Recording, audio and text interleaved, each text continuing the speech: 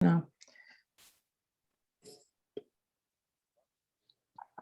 Okay. Hello, everyone. I can't see if I'm on, but I guess I am. No, we can see you and we can hear you. Okay, that's fine. So it's a great pleasure to introduce Silke Hamann. I don't know if I'm pronouncing, is it Silke or Silke? It's Silke, isn't it? It's a voiced, the fricative z at the beginning and it's a schwa and so it's Silke. Silke, Silke Hamann and Chao Zhou. And I've always wondered, I don't know if Silke remember this, but I think I've mentioned it to you. We met in Potsdam, I think in 2001, and we had a chat in a corner. And I think then you were doing your doctorate. And I was there a bit lost, but it was a great conference. It was a very good conference. And then later on we met, I don't know, maybe in a Manchester phonology meeting. And I was very, very impressed with all your work. And of course, we are from different generations, and you are one of these new generation of phonologists that are very promising. And I'm very glad you accepted to come to Eicefala. I think we also had a link with Andrea Halber. You came to Brazil, and I think we met here once as well. So anyhow. So Silke is professor at the University of Amsterdam, and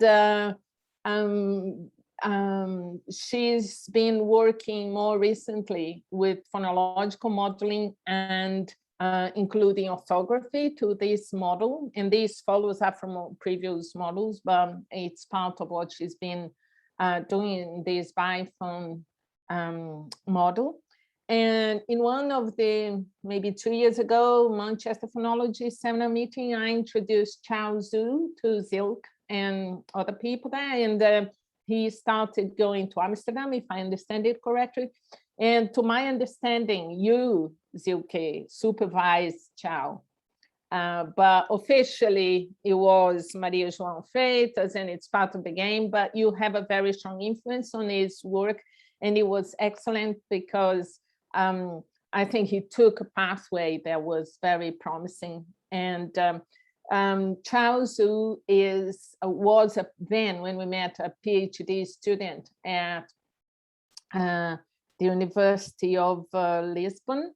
But I don't know if it was the new university, I can't remember. I think it's the University of Lisbon, and supervised by Maria João de Freitas. And now he's finished it. I think he continues to be living in Lisbon, and he's probably going to look for a job at some point. So it's a very good honor to present you both. And thanks again for accepting the invitation to be with us at Eicefala. So the word's yours now. Thijs, thank you so much for these really kind words. Yeah, it's a great pleasure to be here to let us present our recent work. And you said I'm of the young generation. I'm not a young generation of phonologists anymore. That's Chao now, so that's why I took him along to pass on the bucket, so to say. Yes, but what are we going to do today? So this is our overview of our talk. So we're firstly introducing the influence of orthography in L2 studies, then move on to show you a formal model of perception and reading, then move on to data from a previous study on the acquisition of the European Portuguese tab by Mandarin native speakers. We will then model the behavior of these speakers with neural networks and have a short summary, right? So let me see. If we look at orthography, several studies on second language acquisition have shown that orthography can have a strong influence or some kind of influence in this acquisition. And we can distinguish between different types of influence. So it can be positive And an example for that is the well-known problematic contrast between ash and epsilon in English, so cat or cattle. That is notoriously difficult for Dutch learners, German learners, but also Portuguese learners. We're going to have a talk about that, I think, on Friday here in Eicefala. And that's a contrast where orthography can help in creating a distinction, because English in that respect with these two phonemes is quite consistent in its writing. So the ash is always written with an grapheme A, whereas the epsilon always with an E. So learners have this orthographic information helping them to keep the two things apart, even if they're not good at perceiving the difference. And they can then use that in production, the knowledge, to produce the contrast nicely. There are also studies that showed a negative influence of the orthography, and that is usually the case if the learners transfer from their own native orthography rules to the second language, and therefore do something that create a contrast that doesn't really exist in the second language. An example I'm mentioning here is Italian learners of English, where they apply their contrast between short and long consonants that is nicely represented in the orthography by one consonantal grapheme versus two consonantal graphemes to English, where there's not such a contrast. So the example that is given here, the English words city and kitty, are initially stored and produced by Italian speakers as city and kitty. So a singleton on the first word and a geminate in the second, right? Because of this influence of the native orthography. There are also studies who showed mixed or no effect at all, of course, but right. So what we did in the past is we were trying to show this influence. So here it says was missing. What I should say, what we're working on is providing a linguistically informed formalization of this influence on the creation of L2 representations. And in order to do that, we will, or I will now in the next slides first talk a little bit about speech perception and comprehension, and then move to orthography, and then show how the two can be put together to account for these effects that we were mentioning on this slide now, right? So speech perception comprehension, what do we do there? We always start with an auditory form, so something like formants, noise, silence, and we create from that some kind of mental representation about the sound, the phonemes that we think were present in this auditory form. And with that, we then move to our lexicon and compare this created phonological form with what we have stored in our mental lexicon as phonological form, but also meaning, to access the right meaning, right? So we in principle have then two steps: pre-lexical perception and word recognition, two separate modules. This is not new, right? This has been assumed in several studies before. We are mentioning some here. So for instance, in a psycholinguistic model by McQueen and Cutler, and all the ensuing work that has been done in their research group, in L1 acquisition, in recent models of L2 speech learning, also these at least three levels of representation have been distinguished. So for instance, in the revised speech learning model by Flegger and Bohn, right? So, but I want to move first to an example again to make this really clear, this important distinction between the auditory form, the thing that our ear picks up, that a listener perceives, and the phonological representation. So this example is from the study by Dupuis et al. On perception of words, nonce-words by Japanese listeners. I think you're all aware of this study. So listeners heard something like, for instance, ebso.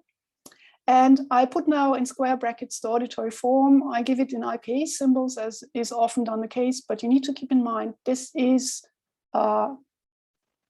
shorthand for form and values, transitions, periodicity, that is in the closure, periodic friction noise, transitions again, and formants. And that information is what the listener uses to create abstract categories, in this case, something like EBSO, so the phonological surface form, which is also given in IPA symbols, but stands for something totally different, right? That's then the mental images that we create on the basis of this auditory information. The Japanese listeners do something more. They also apply a restriction that holds for Japanese, namely, they can't have this sequence of z. And that leads them to perceive an u in between the b and z, so something like ebuzo. That is possible. And just to be sure, the restriction does not only hold for bz, but for ease of explanation, I just leave it at that, right? Most of the consonant clusters are not allowed in Japanese syllables, but right, so the restriction, phonotactic restriction here is bz applying. And u is perceived, even though there are no formant information in an auditory signal for that. But it's possible for a Japanese listener to perceive an u because that u in Japanese is quite often devoiced, especially if it's between voiceless segments. So they're used to hear an u where they're not really formant information indicating it, right? So what does that show us? It's the study by Dupuy provided psycholinguistic evidence that on structural restrictions like that don't have a bz, also operate in L2 perception, not only in the native perception, but also in L2 perception. And it's important to be aware of that these restrictions apply in perception. That was important for us at the Amsterdam research group to set up a formal model, the bidirectional phonetics phonology model, I can't even pronounce the name, which is formalized, has been in the past in optimality theory, recently also with neural networks. And what this model does is it gives a formal expression of this process that I showed now. So it has Q connections that say explicitly what auditory information is mapped onto which phonological form, but also it includes the structural restrictions, language specific, that apply onto this phonological form, not only in perception, also in production. But we are focusing on this small step of the mapping from auditory to phonological form for now, today actually. What the model makes explicit is thus the language-specific phonetic knowledge that speakers have, the language-specific phonological categories, and the language-specific phonological restrictions, right? So all three have to be explicitly formalized in order for this model to work. Now, as I said before, I moved to orthography in reading because that's the other point we're interested in, how that influences L2. And reading seems to be very similar to perception. So instead of the auditory form being mapped onto the phonological surface form, it's the orthographic form. And instead of the Q connections, there seem to be orthographic connections. And we're not the first to propose orthographic connections. That has been done before in optimality theory. So that's something like map the grapheme T onto a surface phoneme T, right? And so forth. What I should say at this point is that the whole modeling and all the examples I gave earlier on are only about alphabetic scripts, right? Nothing further, any other types of script. So that's why these kind of orthographic connections are used. That is Ilario Colombo and we proposed a reading grammar that does not only use these orthographic connections, but also the same structural restrictions that I mentioned before, right? The language specific ones.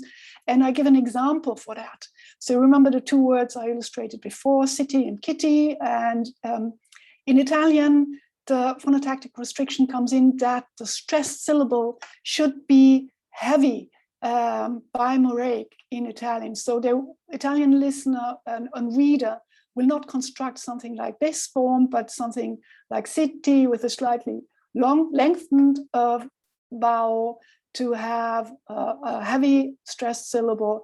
And in the case of kitty, it will not be kitty, but kitty, where the first part of the geminate, the long consonant, will again contribute to the heaviness of the stressed syllable, right? So these phonotactic restrictions, the structural restrictions, play a role also in reading, and it can account for what we saw.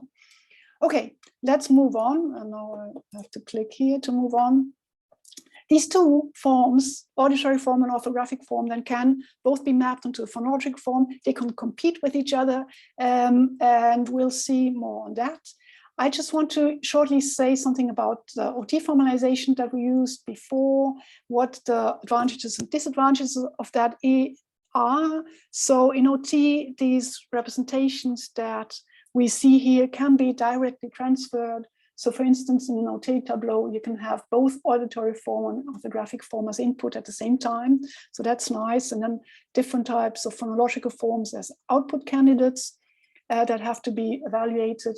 The structural restrictions like the star bz or the requirement for bimoricity in Italian can be implemented with negative constraints, don't have bz, don't have non-bimoric syllables. But it comes with several problems. So the usual problems with OT, right? So we have to have a lot of negatively formulated constraints to exclude all these unwanted candidates. We have to have a long list of possible candidates that have to be excluded. And that seems to be not very realistic. It's not what our brain really does. So that's what's always the problem with OT. It does have a last advantage, namely that the same constraints that can be used for the perception, comprehension direction can also be used reversely for the production process, which is not relevant for us today, but it's nice. That's where the name bidirectionally comes from in the model. How does this look like now in neural networks? Neural networks, that is a collection of nodes. So a very simple network is here, for instance, with 3 nodes that could stand for auditory forms, 1 node for an orthographic form, and again, 4 nodes for phonological form. We restrict ourselves to these 3 levels for today. There are connections between the nodes that get stronger with more input that speakers, listeners have. And it's symbolic what we're doing today because, why is this not working? The nodes are actually standing for categorical representation. So instead of looking at the whole second formant continuum, we'll just distinguish high from low second formant. And if there's a high second formant in the input, then this node will be switched on. The activity will spread to upper nodes. So for instance, if there's a high F2 in the input, this might activate slightly a mid-vowel A and more strongly a high vowel E, right? Okay, that's the model. We'll come back to that later on. Just short disadvantages of this model. Again, we can directly transfer these representations, the levels of representations that we were interested in. Now the mapping between the cues and, for instance, phonological form can be easily implemented as positive connections. So negative exclusion is not necessary anymore. This is more straightforward to what probably happens in our brain. Then we again can use the same connections in the reverse direction for production. And the problem now is the negative structural restrictions are problematic. So how do you implement something like don't have bz in a neural network? You can't just create a node saying don't have that, right? But we'll come back to that later on. I'll hand over to Chao now for the data. And Chao, here you go.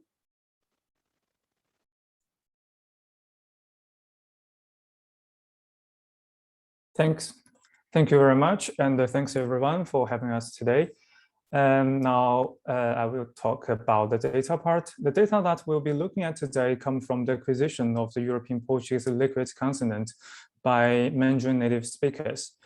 Actually, the lateral and lateral rhotic contrast exists in both languages, in Portuguese and in Mandarin, but they differ in terms of the distribution and phonetic realization.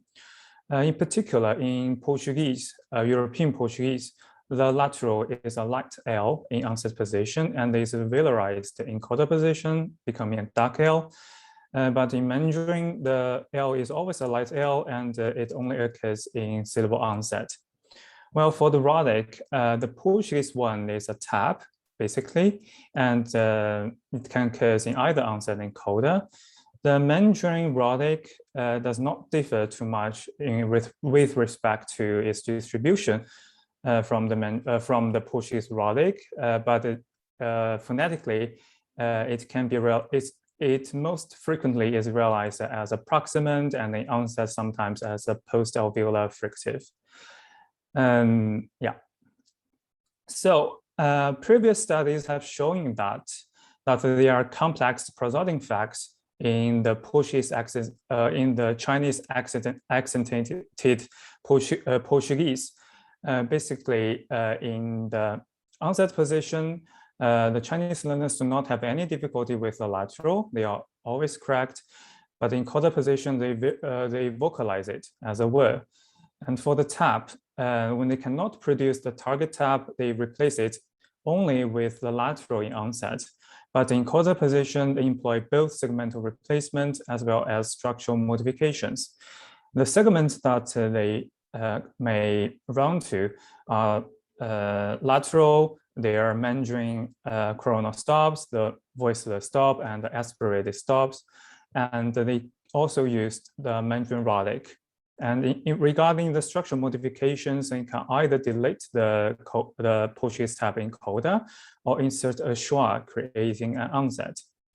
So since the learner's L1 and the target language differ both in terms of phonetics, phonotactics and the phonetic realization, previous studies suggest that the cross-linguistic influence might underline these prosodic effects.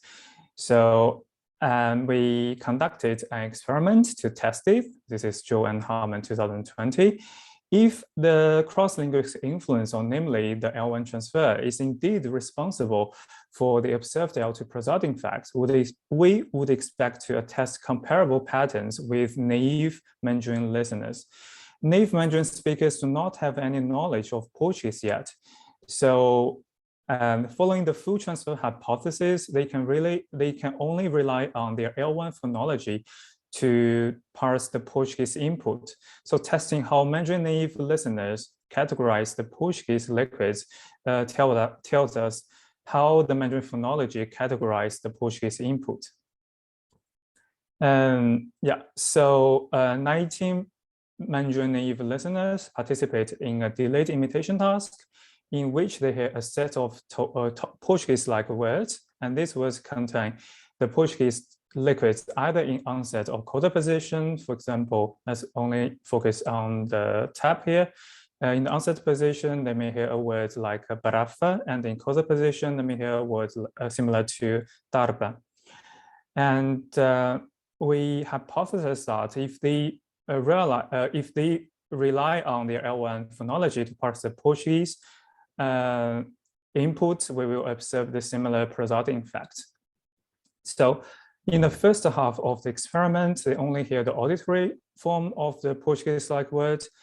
And in the second half, they receive both auditory and the written form of the Portuguese-like words, because some previous studies suggest that the use of the Mandarin rhotic might not be due to misperception, because the Mandarin rhotic is quite different from the Portuguese tap, but the two sounds are represented by the same letter R in the written system, like in the Chinese one is the pinyin.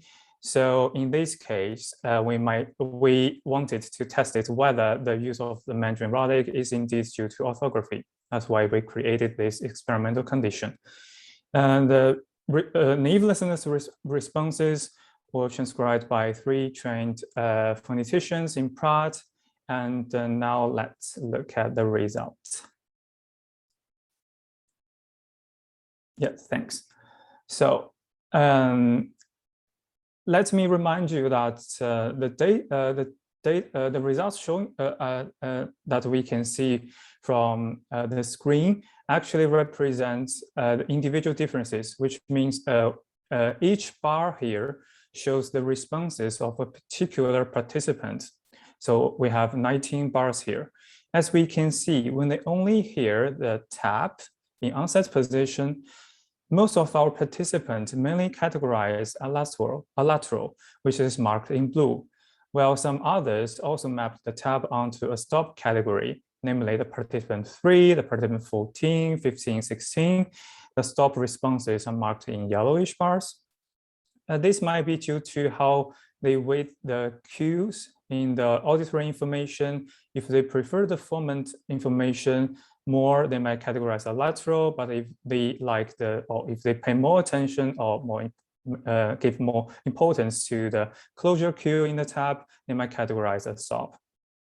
We'd also like to draw your attention to the green part in our results, which indicates that some participants, like participant 2, 4, and 13, already produced some tabs.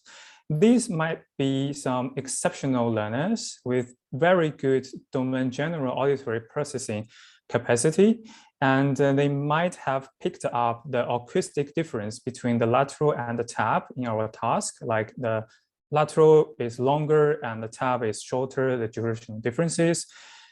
And now when they were given both auditory and orthographic information, the main pattern of their responses are quite similar to the auditory condition, but there are two participants, namely participant 1 and 3, they only use the Mandarin Rhotic. It seems that they ignored the auditory information in the task and only focused on the orthographic cue. So let's move to the coda now. The patterns in the coda position, when they only hear the Portuguese-like word, are quite similar to onset. Namely, they categorize a lateral, and some others categorize either a lateral or a stop.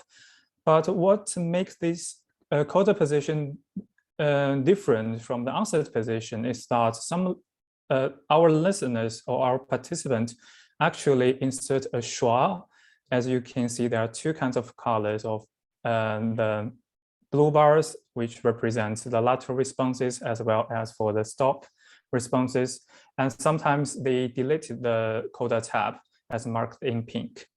So in coda position, they use the structural modifications, which might be attributed to the fact that the Mandarin does not allow this consonant in coda position. That's why they either delete it or they insert a schwa, creating an onset to make a legitimate syllable in Mandarin. So when orthography was given to them, many of our participants that did not categorize the tab as a Mandarin Rhotic in onset start to use it in coda. As you can see, those responses marked in red. If we look at those participants' responses in onset position, they did not do it. So they only use the Mandarin Rhotic, orthographically driven Mandarin Rhotic in coda position. So the naive listeners' results are summarized in the first two rows, as we can see. These responses are highly comparable in the two experimental conditions, except the use of the Mandarin Rhotic, which only occurs when the orthography was given. So this leads us to conclude that the use of orthography was driven by, the use of the Mandarin Rhotic was driven by orthography. And if we compare them to how L2 learners produce the Portuguese tab, shown in the third row, we can see that they basically do the same thing.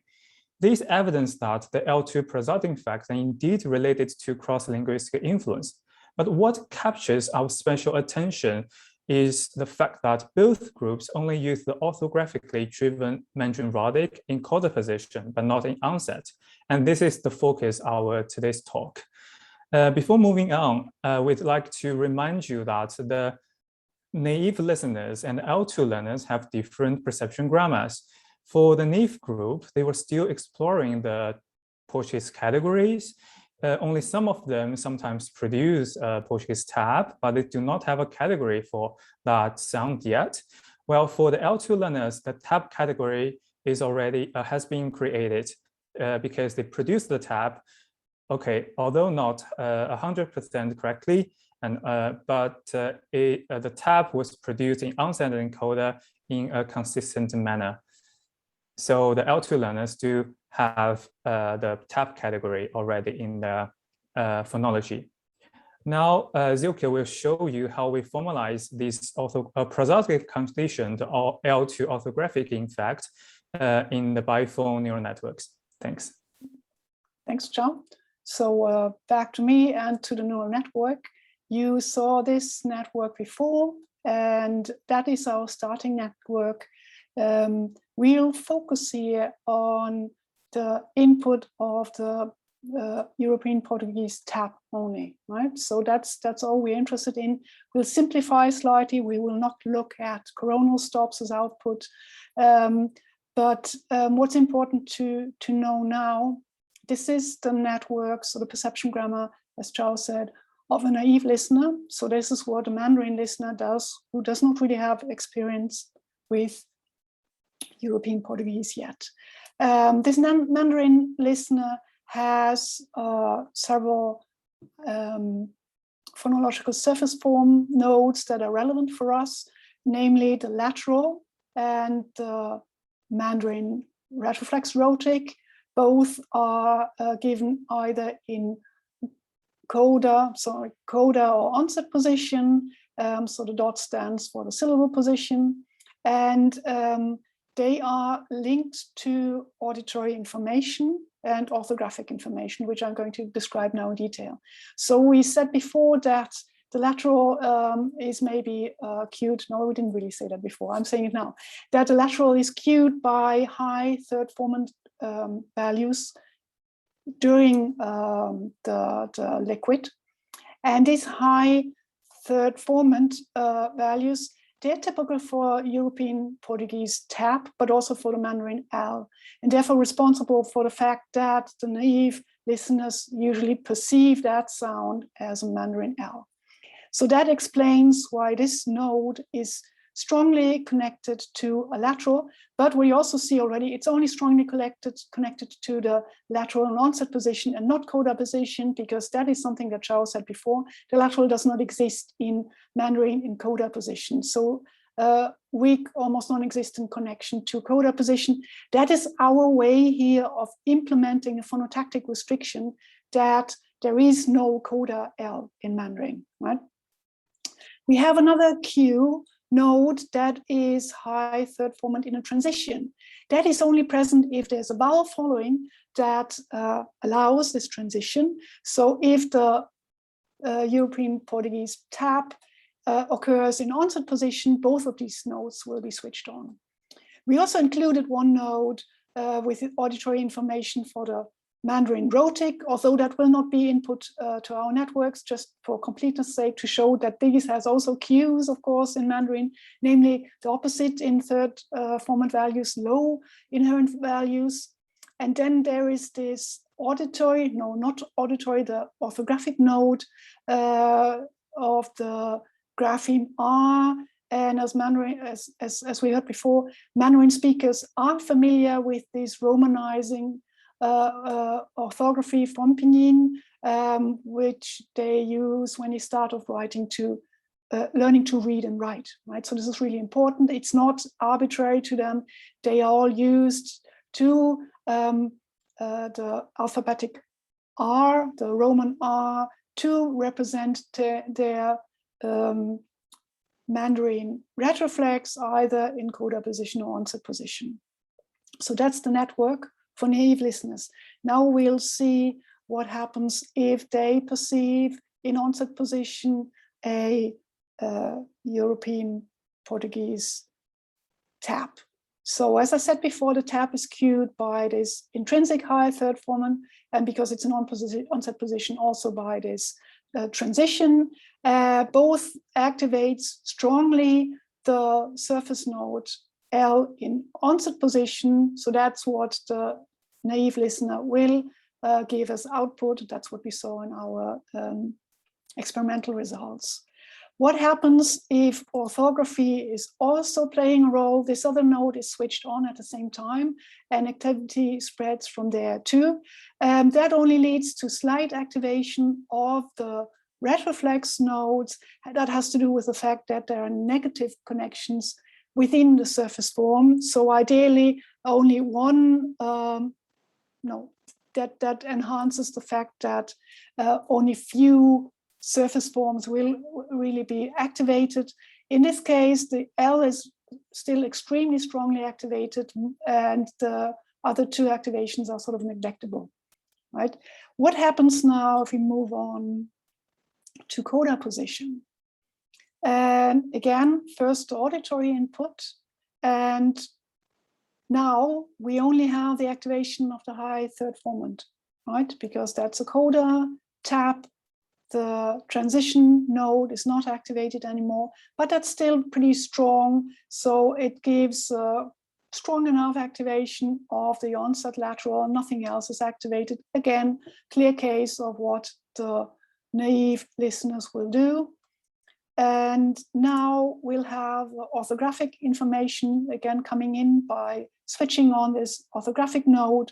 And you'll see that now the orthographic information seems to be at least as strong as the auditory information, maybe even overriding it, because now the surface nodes of the two rhotic allophones are activated even slightly stronger than the lateral. So there's competition in this activation. And we see a clear effect of the Mandarin rhotic being only used for the coda tap in the orthographic condition, because in that condition, the auditory information is not so weak, only one cue for the lateral, and the orthographic information is therefore surfacing and taking over, you could say, right? I move on now to a network for the advanced learners, which looks different from the network that we saw before. So these are learners that had already European Portuguese input. They did something, they initially copied the original network and they adjusted that. What are the differences? I'll walk you through. So we have two nodes now representing the tap category, because of course they encountered the tap several times. They noticed this must be something different from the lateral that I thought it was. And again, we give that in coda and onset position.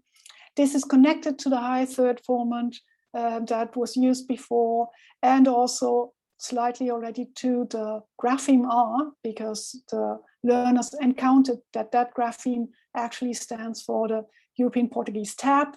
So that connection emerged. Another connection emerged that has to do with a new cue. So we also have a new cue node, namely that of short duration.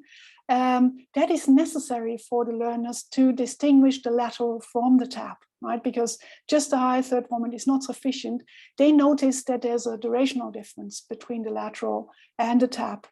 And they employ that cue to create this new category. And we have evidence from the literature showing that the new auditory dimension of duration can be used for something like that. What we also have is now stronger connections from auditory cues, like the high third formant, to coda position, right? So that has to do with the fact that in European Portuguese, the lateral is not restricted anymore to onset position as it was in Mandarin. So the learners strengthen this connection because they encounter laterals also in coda position. This is then, again, this indirect way of showing less strong influence of the phonotactic restriction, don't have an L in coda position. This has been slackened now. Okay, here is our network with auditory input, the tap in onset position. And as you've seen before, the high third formant node is activated, but also the transitional node, because it's on set position, there's a falling vowel, and now also the short duration cue, right? So the node is activated, activation spreading again up and shows activation of some of the surface nodes, namely the onset L and the onset tap. That is what we saw already in the experimental findings too. The learners do use the tap systematically, but not exclusively. They still sometimes use or half of the time use the lateral. If they are now encountering input tap and at the same time orthography, this extra orthographic node is switched on, and we still see that the tab is activated strongly, the lateral and onset position also nicely. Of course, also the tab in coda position is switched on because that's due to the orthographic node, even though it was not a coda sound they heard, but that's to a lesser degree, right? Now, coda position, again, as we saw for the naive learners, the input does not contain anymore this high third formant transition, and therefore overall activation is a bit weaker, as you can see here, but that doesn't matter, right? There's still strong nodes that are activated and others that are not activated at all. Activated are now the lateral and onset position and the two tabs, right? And what happens now if coda tab is encountered together with orthography, and we switch on the node and check what's happening now. And we'll see that in this condition, the European Portuguese tab is activated in both positions, but also still the Mandarin retroflex rhotic. So orthography has this influence of letting the retroflex rhotic, the Mandarin rhotic, pop up again in coda position because of the weakness of the auditory cues, just as we saw before for the naive learners. And this can account for the fact that there is effect of position, and only in coda position the orthographic input really plays a role. So in this case, auditory cue information is again not as strong as they are in the onset position, and therefore orthography has a stronger influence. Okay, that was the modeling. I hope you took something away from that. I want to summarize now just the last slide. So with our neural network modeling, we could account for the fact that Mandarin learners of European Portuguese show a prosodically conditioned influence of orthography.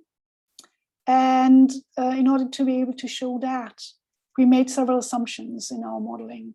The most important is that there is a difference between the auditory form and phonological surface form, and that we have to be really explicit in what we assume is in the auditory form and how that maps onto the phonological surface form language specifically.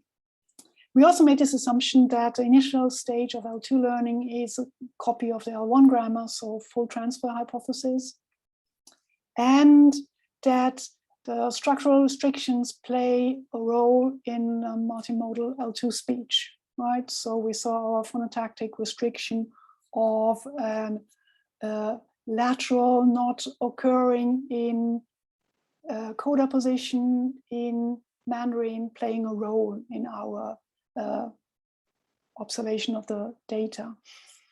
And we also showed that it is possible to implement these structural restrictions in a neural network, although this is very different from the formalization that we are used to in optimality theory or in other linguistic theories, where it's possible to just have a negative constraint playing a role.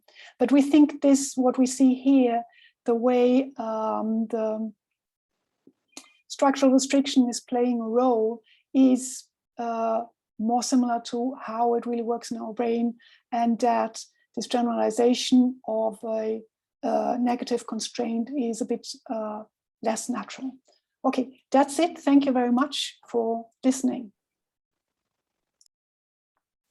Thank you. So it's open for questions, and let me see if anybody, no, not yet, but maybe I have a question. Can I? I have one. I've got my hand raised. Go on, you go first and then I'll have mine. Okay, first of all, thank you for your talk. It's a very interesting way to see how to formally model these results. I have a question concerning how would that operate in L1? I was thinking about a case of Brazilian Portuguese where we have a final rhotic dropping in verbs. So we have this alternation between falar and falar, for instance. And in spoken language, it's pretty much categorical, but it tends the rhotic tends to reemerge when reading. So this is my first question. How would that, if that is possible to model in L1, where we have a different context of contact with orthography? And also I have a different question concerning this first one about, my question is, can these connections between the cues, the orthographic cues, be activated and deactivated depending on the context where speech is produced? So for instance, when I'm reading, I activate some connections, and when I'm not reading, just speaking, I activate other connections. So this is it. Yeah, thanks very much. The first observation, that's extremely interesting. So I think it should be possible to model this effect of the emergence of the rhotic due to activation of this orthographic category.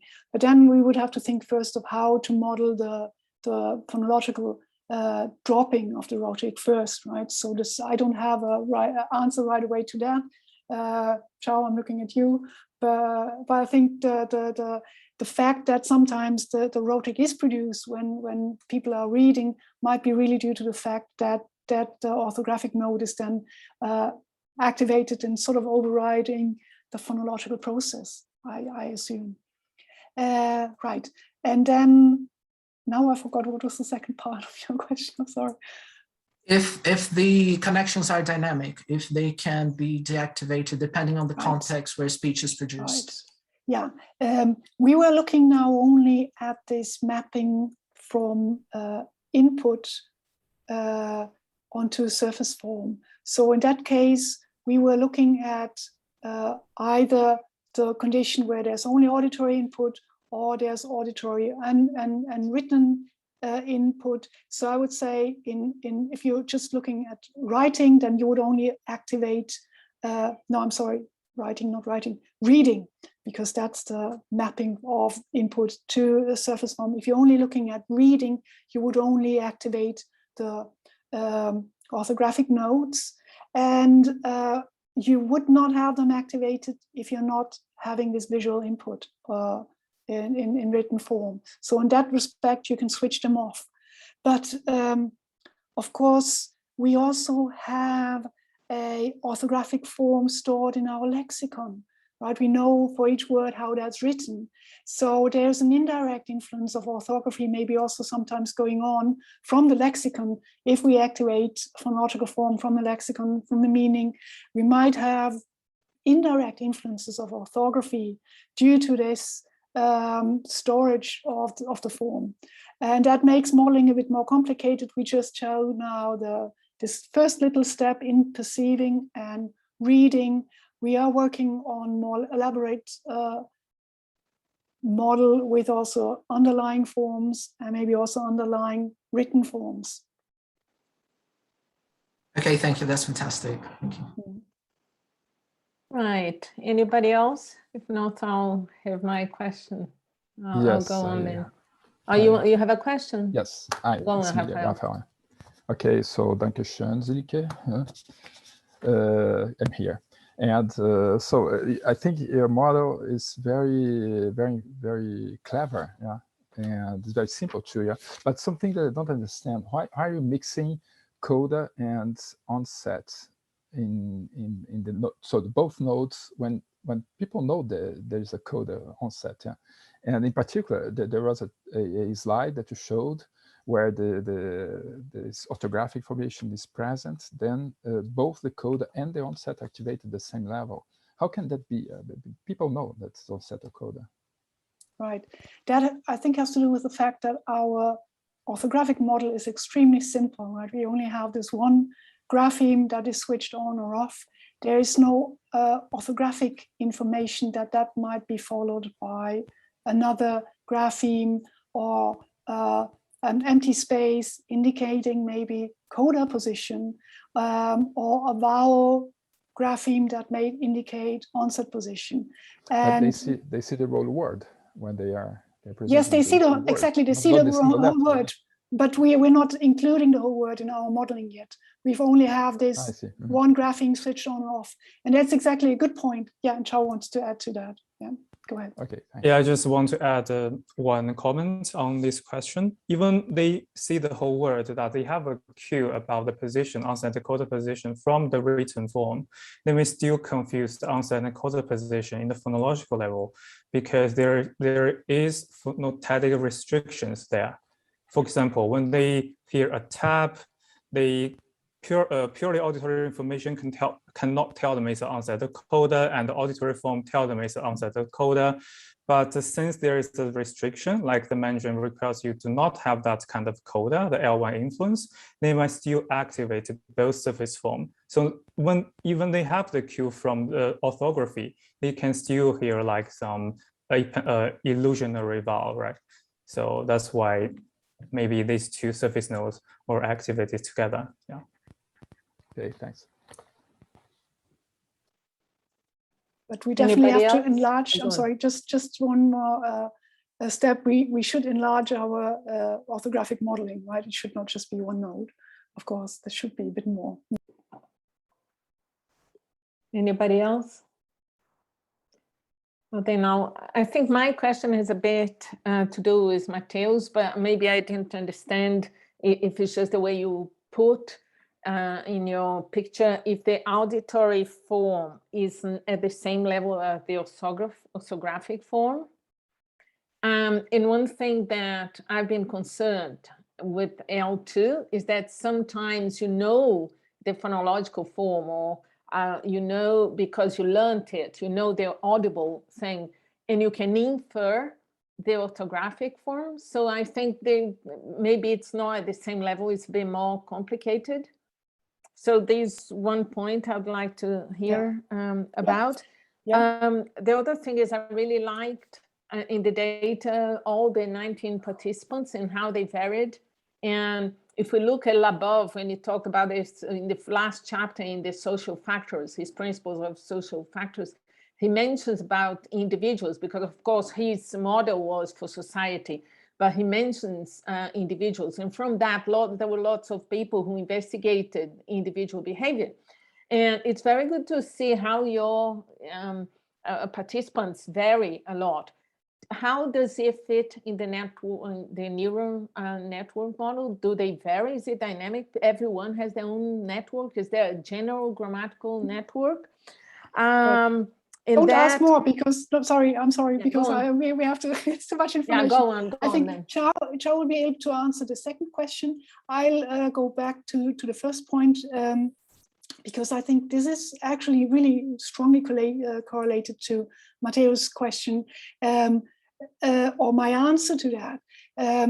I think in the input, if we're only talking about what's going on when we perceive and see at the same time, those two types of inputs can be seen as equal in as far as they're both activated at the same time. But we need to look further than just this mapping from auditory or orthographic information to surface form. We ideally also need to include a lexicon, as you said already, Thais. And there it's getting much more complicated because you would have lexical orthographic information also playing a role. And that's a big challenge that we still have to model. I think one huge difference between the orthography and auditory information is that orthography is very categorical, right? So either you have the thing there or you don't. And if you see it, you're strongly influenced by it. If you don't have it, you probably are not influenced, apart from this lexical influence. Whereas with auditory information, that is there, sometimes it's not there because of noise. We are very more careful as listeners, I think, in interpreting this auditory information, whereas the orthographic information probably has a stronger impact. Right, with that, I give the word to Chao to answer this. Go on. Yeah, regarding the how our can model the variability. Actually, in our today's talk, we only focus on a really small part of our experimental data, the orthographic in fact. But I'm very confident to say that I think our modeling can handle the variability, at least two of them. For example, some listeners only prefer or categorize the Portuguese tab as a lateral, while some others, they map the tab onto a lateral or a stop. In that case, we can create more surface node to give them, because it is realistic to assume that the Mandarin listeners also have their stop surface forms from their L1 available for perceive any L2 sounds. And when they have the Portuguese tab inputs, they have to face with different kind of acoustic information, right? Like formant information, hive three transition, closure, cue.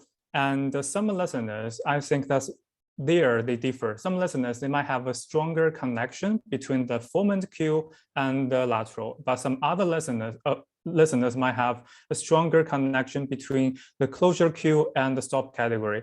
So in that case, when they activate those auditory form, we can model how these listeners weigh different acoustic cues in their perception grammar. That's what leads to different performance when they parse the Portuguese input.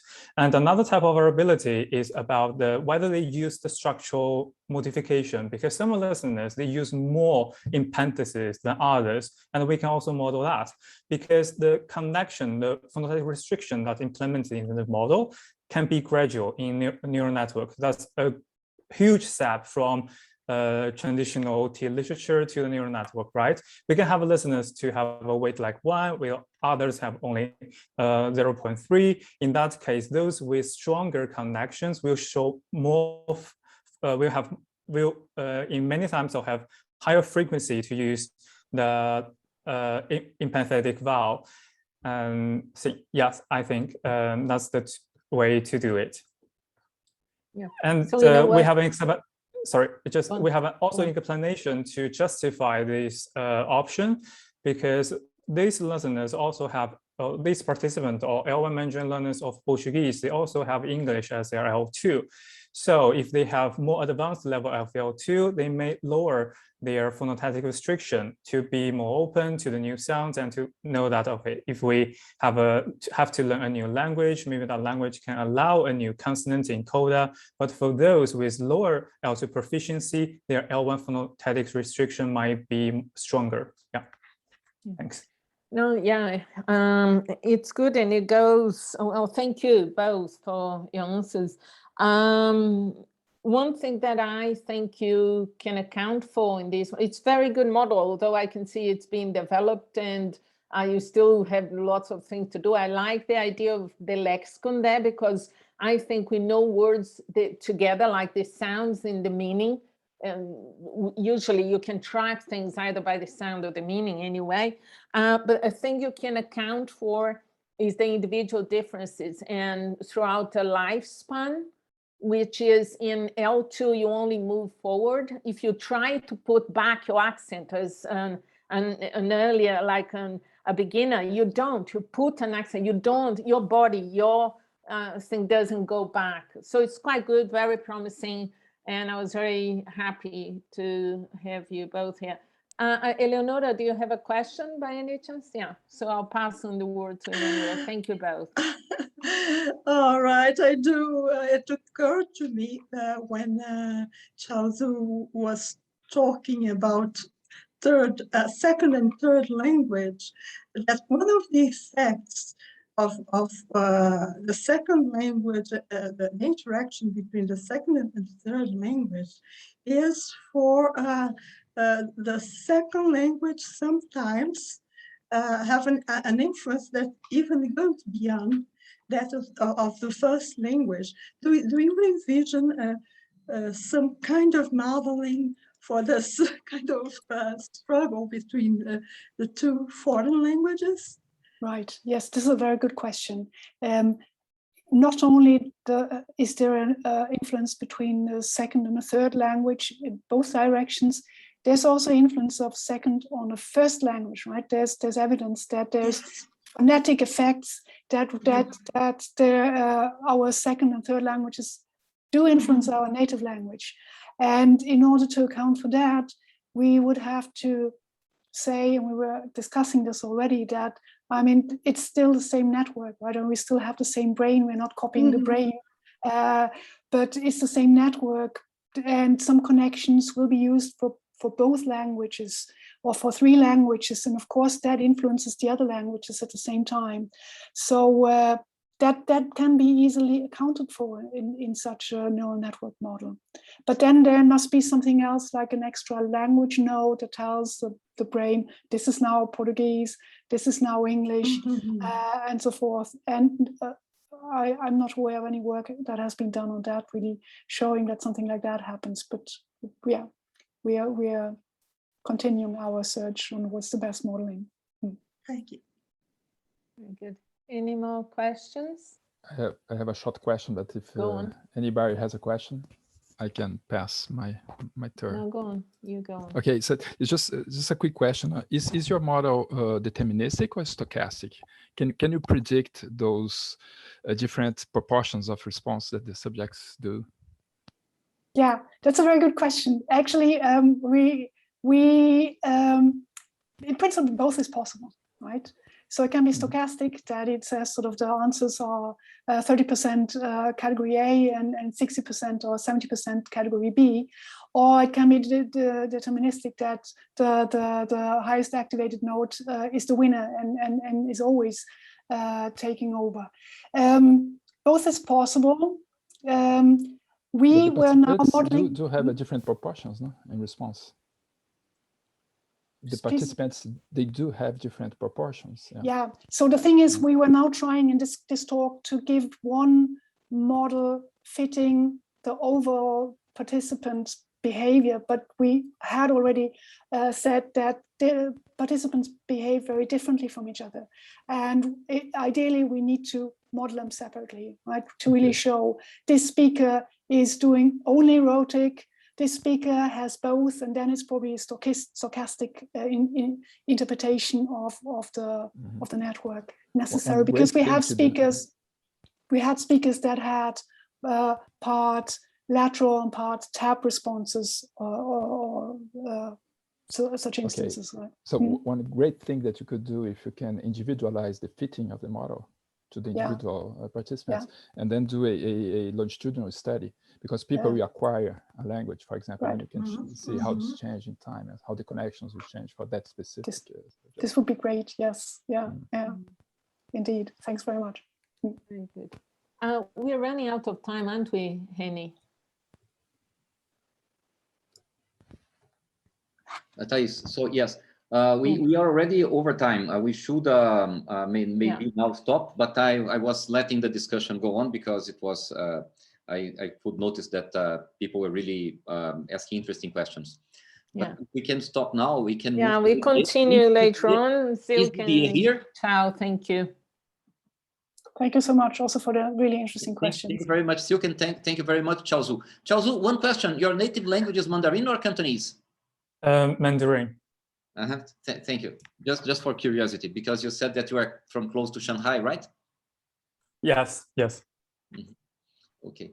Is Didier around here or not? Ah, Didier. Aha, you didn't change. There are decades since I saw Didier for the last time. It's a pleasure to see you again. I'm like an old monkey. I don't change much. Yeah. Okay. Go on. You're going to have Didier. You're going to host this, will you, Henny? Yeah. Well, I welcome Didier Demolin. Didier, thank you, and we talk later. Yeah. Didier, would you like to share your screen? Yes. Just 1 second. Well, when I invited Didier to give this mini course, I was really glad that he accepted. And he told me that he would like to run this mini course, much more as a discussion than as a talk. That's right, Didier? Well, that's the way you put it, but it's okay for me. Okay. No, you told me that you would like to raise questions and make people discuss about them. Yeah, just okay. Here's my screen. Mm-hmm. Is that okay? Yes. And I will let you with Didier, who is going to give his the first day of his mini course. The second day will be at 1 o'clock Brazilian time on Friday. Today is the first day. So the multiple dimensions of speech, old questions and new challenges, which is a quite interesting title. And I will let you with Didier. So Didier, now it's 2:08. So try to finish, if possible, before 3 o'clock, so that we don't get too much delayed for the next session, if you can. Otherwise, okay. Things are interesting, so it's okay. So anyway. I will turn off my microphone now. Okay, but anyway, I have too much, so we can cut it or present it tomorrow. There's no problem about that. Yeah, there is Friday too. Yeah, that's it. So the main idea, well, it's this. I made this kind of course in two plans. I just want to come back to some old and challenging questions. And the reason why I did that is that I found, from a linguist point of view, which is the point of view of a phonetician and phonologist, who are both the same people, in fact, that I'm getting more and more irritated by people who talk about models, and that the poverty of their models is getting really a handicap for the field. So I will try to go in the discussion, trying to convince you that we need more data, and data will make better models and probably refine some theoretical claims. So the main idea about in the discussion that I will take now is how does all this works, and when we talk about speech. So I'm going to come back on some ideas about theory, models, and experimental methods. One of the things that I will keep going on is the notion of threshold that can go back to the quantum theory of speech. And I think it's a very interesting thing that has been pretty neglected in the field. And then we can come back to some ideas about articulatory control, timing of gestures, and limits of theories and models in face of good quantified data. So one of the things that I will try to develop also is to make a discussion about breathing in speech, which makes some very interesting new discussion, and I'll try to show you in a detailed case study how we can discuss some ideas about motor comments about that. So this is the plan for tomorrow, so I will skip that. If you allow me to do that, I just want to remind everybody what phonetics, phonology, and speech are. I know that it's trivial, but if you feel offended, please raise your hand, and I will just shift to another slide. But I just want to remind that, in fact, phonetics is a branch of acoustics and natural sciences, and phonetics has two other dimensions, that is psychological and social. And it is very important to take them into consideration when we make models, theories, or whatever claims that we want to do on this side. The other thing is that about phonology is that phonology involves the categorization of sounds, features, articulatory gestures, and mental representation. And the two things go together. And so what I want to argue, I don't want I will not go into the detail of this discussion unless someone wants to discuss that, is that phonetics and phonology are two sides of the same coin, and the sounds of speech that function in the grammar of languages. I know that at one point, Anders Lofquist said to me, if I see the word grammar coming in a paper submitted to JASA, I take the paper off right away. And I think Anders was completely wrong about that. When we talk about phonetics, phonology, and speech, we talk about languages, and these things cannot be separated from grammatical aspects. That's the point of view of a linguist. So speech, I think it's pretty easy to define. This is one of the communication modalities, and even the main modality of human language, we can define speech in terms of a signal. It is an acoustic wave varying over time with modulation of amplitude and frequency. I don't think that's anything surprising for anybody here. And these modulations are due to the articulatory movements of the organs of the vocal tract. And so the point that we have to explore for the future is that motor commands are necessary to achieve this movement and the interaction with which the aerodynamic parameters produce the acoustic signals. And so if we talk about motor commands, that's not fictions. We have to find real empirical data to talk about motor commands. Model is interesting, but we should find good data, and there are possibilities to find that.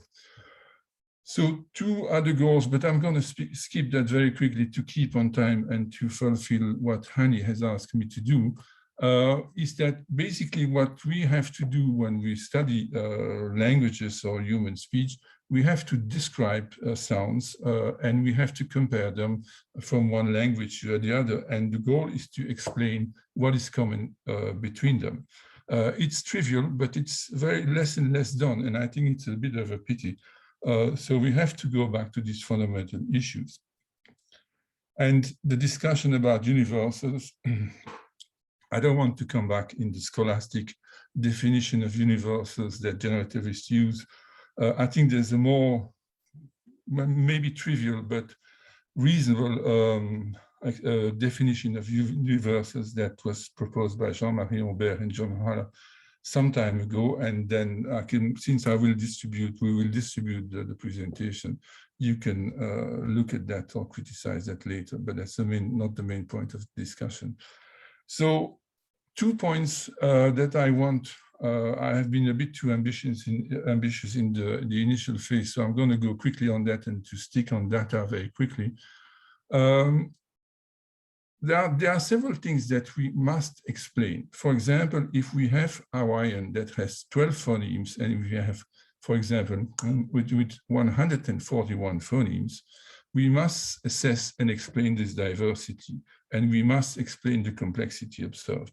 And this is not about counting the phonemes. There is something else behind that, and we still don't have the answers for that. And I think that is because, including me, we don't put the problem in the correct way. And one of the things that is very important to remember is that do we have, for example, if we consider the IPA a closed or an open system? IPA is a symbolic system. I will come back to that in a second. But I think this is a fundamental issue, and it changes everything when we consider discussion about dynamics and complexity, for example.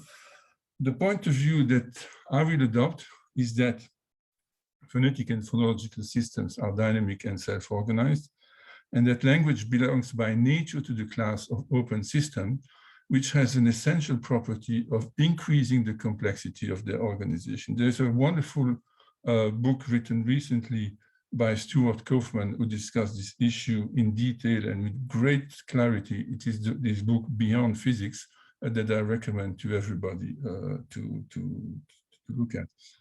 So the idea behind all the discussion that I will take for the 2 days is this one: how does it work? So basically the issue that we have, we don't care, I mean, it's not the way to speak, but I mean, it's not important to know why, for example, one phoneme changed for the other. What we want to know is how does it work. So we cannot only concern ourselves with the symbolic aspects of sounds. We must seek the first principle on which they are founded. And I think the field has largely abandoned that discussion. For example, the discussion about first principles is sometimes taken, but sometimes very quickly abandoned because it's complicated. That's true that it's complicated, but speech is a complicated thing. So the question, for example, is there a speech code? Does this question have any meaning at all? So I'm not sure of the answer for that. I have some propositions, but I think this is something that we should take into consideration. And if there is a speech code, what would be its units? Features, gestures, something else? We don't have the answers to these problems. And if you go back to the issue of categorization, for example, there are 2 points that are very interesting to look at. The status of allophones in languages are allophones simply phonetic aspects of of a sound system, or they are phonological categories? There are ways to argue for that. And if you look, for example, at the aspects of categorization, you take a word or bisyllabic word uttered by an African. I did that recently with doctoral students in La Sorbonne. You give one word recorded and spoken by an African, you give that to hear to someone from Vietnam and someone from Mexico. And what the Congolese in that case was interpreting as a high tone was a rising tone for the Vietnamese person, and it was a mid-high tone different from the Vietnamese for the Mexican woman. So how do we explain these things? I mean, these are fundamental things that we have to explain, and we still don't tackle these things at all. So we look at the thing from Asia, Africa, Central America on each side, and we don't put this issue of categorization at all in the correct perspective, in my opinion, because we don't look correctly at the data. And so I'll try to convince you that by looking at data, we could probably change the way the field will be in the future. I'll be too old for that, so I don't want to get into these things, but certainly there are new things to do. So we can look at the production and we can look at perception. In phases of speech production, we have the neuro-linguistic programmation. I had the intention to talk to you about EEG data in production, and I might do that tomorrow, given if we have a discussion that puts me to do it, but I will leave that open.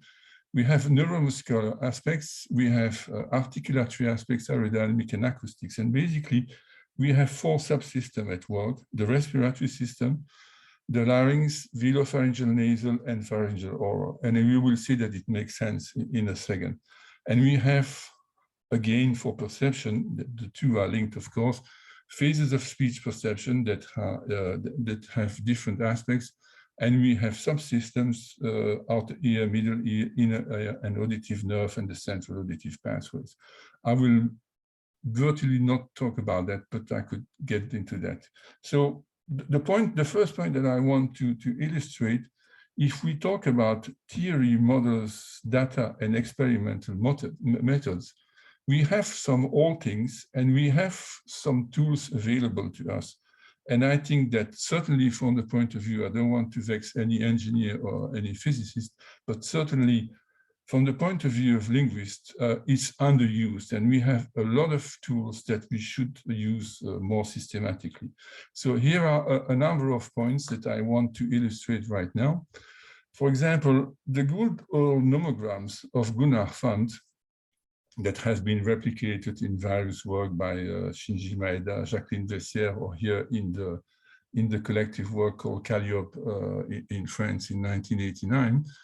Basically shows you that if you make the travel of a constriction that you have here, for example, in the vocal tract, you take a vocal tract of 17 centimeters long. You take a diameter of the section of 5 square centimeters. You take the width of 1 centimeter and 0.5 square centimeter for the constriction, and you make that constriction travel from back to front or front to back. And what you can see that you have a number of approximations between formants. Linguists virtually don't use that. And it's one of the strongest tools that we have to identify places of articulation and that are making the links between production and perception. And I will give you one very good example of the use of these things. For example, in the F3, F4, approximation that explain why the front are the rhotic sound r, that I pronounce very badly for the alveolar one, but I can do the French on the r, the back one. There is an historical change shifting from the front to the back. And I think it is a quantal change that has some articulatory precondition, but that takes into account F3 and F4. So I will illustrate that later. Also about aerodynamic principles. For example, the old Pascal principle. We say, oh, Pascal principle is trivial. Well, okay, that's trivial.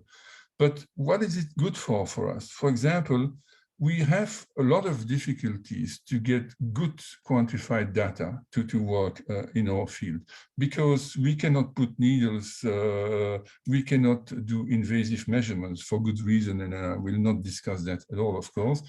But for example, if you want to estimate where subglottal pressure is, or what the value of a subglottal pressure, if you compare from reference data, and we have that, fortunately, if you compare, for example, subglottal pressure and intraoral pressure taken during the voiceless bilabial stop you can see that at this point in the square, in the red square here, at the moment where you will have the burst release, you will have the intraoral pressure and subglottal pressure will have about the same value. So that will help us to estimate subglottal pressure in normal and pathological subjects. For example, to estimate subglottal pressure with Parkinson and people, it is very, very useful. So this is a trivial thing, but it's based on physics, and it gives some reliability and not ad hoc things as many linguists do. Another thing is that, for example, I will go faster on that point, is the Boyle-Marriott law that allows you to estimate reduction in the volume in the vocal tract. For example, here you can apply the Boyle-Marriott law to estimate the reduction in the volume in the vocal tract when you make this sound. I don't know if you can hear it. If you cannot hear it, let me know. It's probably because I didn't activate correctly the sound. Is that possible to hear that, Annie? I could hear. I could hear. Can you play it again? Okay.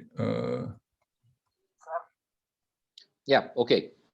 Okay. So if there's any problem with the other sounds, we can adapt. Now, if it could be a little louder, it would be good. But I don't know if you can. Okay, we can see that for. Okay, let me just get out of the share screen, and there is one thing that I can do: share the audio, and that will probably increase the intensity of the sound now. Right. Can you see the screen now? I can see the screen, but I cannot hear anything. Not yet. 1 second. Sir. Okay. Okay, that's good. We will see for the rest. So by doing, for example, you can measure intraoral pressure. I'm a little barbarous, despite what I say. Sometimes you can stick a little tube in the nose of people, put it behind the velum, and you can measure intraoral pressure. So you have, for example, this nice curve here that accounts for the two aspects: the movement, the reduction in the size of the, let's say, the pharyngeal cavity, the speed of this reduction, and the quantity of pressure that you obtain. For example, at that point here, we have about 30 hectopascal, which is 3 times more than what the normal value is that you have with the green line here. So we can estimate these things. It has various applications for speech pathology, and it is also interesting for people who describe the phonology of languages. Another point that looks, but that's getting more interesting, I think, for everybody. If you look at other aerodynamic aspects, for example, you have this little simplified equation for the flow of air in the vocal tract. And if you look, for example, at something like shasha, one of the questions that we have is that you have at this point a sharp transition between the vowel and the fricative, and at this point too. So the question is, what triggers frication noise to start so abruptly? So what has to be done to do that? There's no smooth transition between a vowel and this type of fricative. So the answer is the following. If you look at subglottal pressure in blue, intraoral pressure in red, and oral airflow in green, when you produce a sh, you have to open slightly the vocal folds, slightly more the vocal folds, to have enough flow of air coming in the vocal tract. But also you have to have a kind of ratio between subglottal pressure and intraoral pressure here. And this ratio, you can see that it's pretty similar at the beginning and at the end. So it must be between a specific interval, and this is what we call the frication threshold. And that works for a Belgian French, that works for Brazilian Portuguese, that works for a Bushman from the Kalahari, for everybody. That is completely universal. So this is something that when we can have this kind of data, we have robust data and we can make very strong claims about the phenomena that we observe. Same thing about threshold, for example, for trills. You have thresholds for alveolar trills. It's a little bit less than for other things, but it's 1.5 hectopascal, which is about 2 centimeter watt, or a little bit less than 2 centimeter watt. But you can see, for example, here with the intraoral pressure measurement that you make, sorry, I don't do that very nicely, you have this oscillation of the tongue tip against the alveolar ridge. It never goes back to zero. It has to stay above a certain threshold. Otherwise, this oscillation will stop. And I will come back to on that point a little bit later. Other models, well, there is the well-known model of Shinji Maeda that our colleagues from Grenoble have used and reused, where you can, basically start from an articulatory representation of the vocal tract and make some synthesis and simulation. You can calculate the area function and make the transfer function and make the thing. I can give you the model for those who want to test that. There is, however, even Shinji agrees with me, so I don't criticize Shinji for that. There is a wonderful model that has been developed in Germany by Peter Birkholz that takes into account more details and that allows you to manipulate. Here it's given in 2D, but you can put it also in 3D. You can manipulate various points to change the shape and the geometry of the vocal tract, and at the same time you can change the area function, the area function, the transfer function, and you can obtain various form and things. You can do articulatory inversion. You can do various things with that. I can give you the model. The model is available to everybody. But if you type vocal tract lab Peter Birkholz, you will have it, and you can probably manipulate that. And I will have a suggestion for you at the end of today's class about that. New models, for example, there is an interesting new model that has been proposed by Scott Moisick and John Essling that has changed the view, and I will show you that it's important to explain the number of phenomena that we observe in languages, that instead of having a source filter model as Fant has developed, what they propose is that you have the larynx. The larynx is an articulator. That's why they call that the laryngeal articulator model. So basically, you have two separations in the vocal tract: the one that's above the blue line and the one that's below the blue line. And it has interesting things. For example, if you look at this point that's from an X-ray image, you have this thing that we call the epilaryngeal tube, seen from the side. If you are a little bit more barbarous, you can do that by fibroscopy, and here you are at the level of the epiglottis bulb, so you're very low in the epiglottis here, but the camera is above. Otherwise, you wouldn't be able to do that. But you can have a superior view of this small epilaryngeal tube in a specific configuration. But that future, for example, for linguists, and for pathologists, and I will show you that it has a fantastic explanation for pathology, is made with 6 valves. The interesting thing for us is that we have the first valve is the vocal force, the second one is let's say the false vocal force, and the third one is the aryepiglottic force, and they are one on top of the other. And they have various functions in this laryngeal articulator model. And they explain various phenomena that if it's constricted or unconstricted, it changes given the larynx height position, the tongue position, the phonation, voice quality, and vowel quality. It allows us to explain in great detail a number of phenomena that we were not able to do before.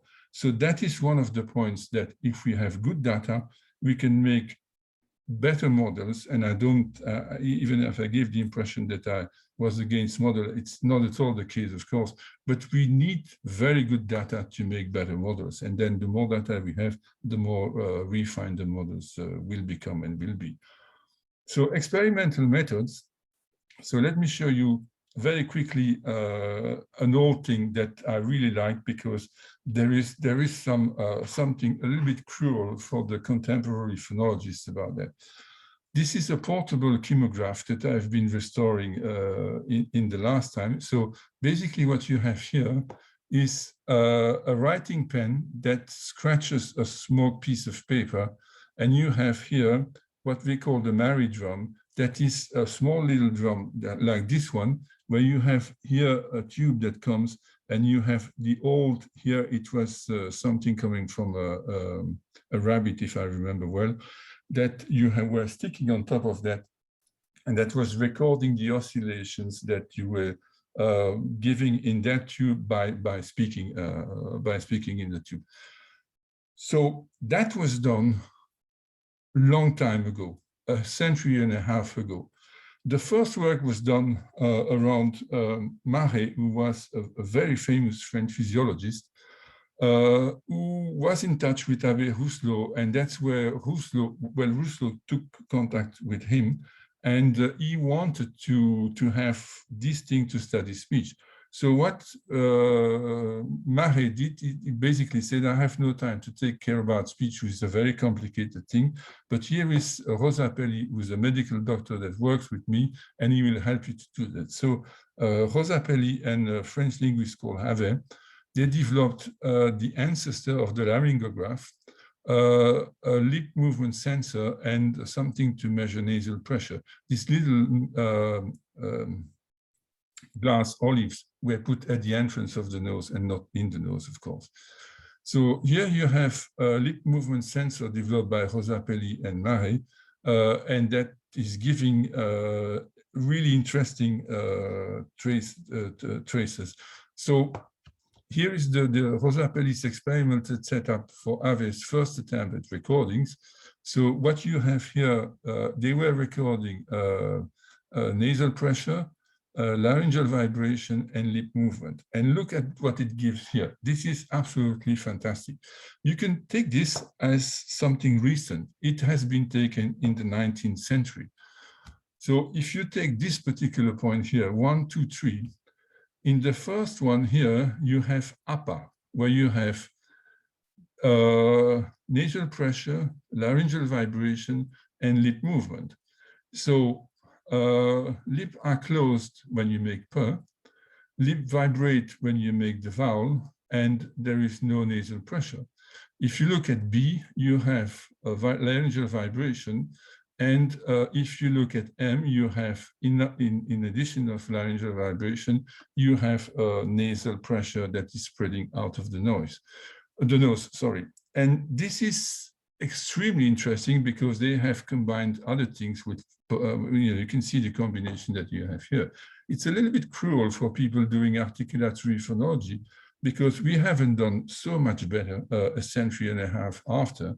The only thing that has changed is that we are able to quantify that more precisely. We have a better time basis that was here given by a tuning fork that was at 440 hertz. But we're not that far above what these guys were doing when they were trying to work on the combination of various articulatory parameters.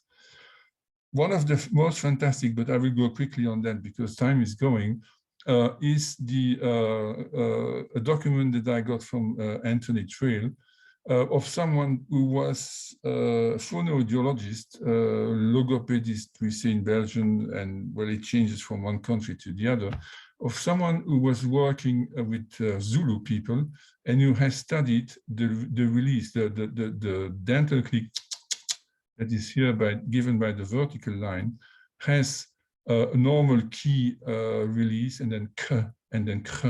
And so there are various types of release. And this guy has been able to describe incredibly precisely the back release from Zulu clicks. And these things were done in 1936. So, I mean, there was a lot of work of high quality done very early, and things have stopped, unfortunately, later. If I have time tomorrow, I will talk a little bit about that. Rousseau had an incredible setting of tuning forks to study perception and things about the ear. So, but it takes a lot of time to discuss that. So if I have time tomorrow, I will say a word about that. Recently, these things have been improving a little bit.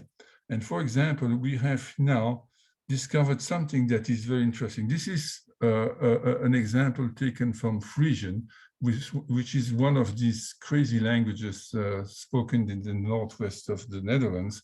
And the sentences here is dit, is, and sind, where you have the laryngograph signal, the piezo signal, and a new measurement that I didn't believe really in the beginning. Maybe the following example will be easier to look at a distance. It is the following. You have ears, where you have the laryngograph signal, voicing. You have a little bit of activity of the piezo and almost nothing for the nasal. But now what you have here is that you have voicing. The piezo is activated when you have these two nasal ears, and you have here nasal pressure. So what has been done, and it's just someone had to think about that. It's so simple to do. You take this little thing that we used and we give, for example, oxygen to someone who is ill in the hospital. Instead of giving oxygen to the person, you just measure the pressure that's radiated at the end of the mouth. The nostrils. So the nostrils don't have to be closed. You just measure the pressure that's radiated at the end of the nostrils. And it gives you this kind of measurement that is extremely precise.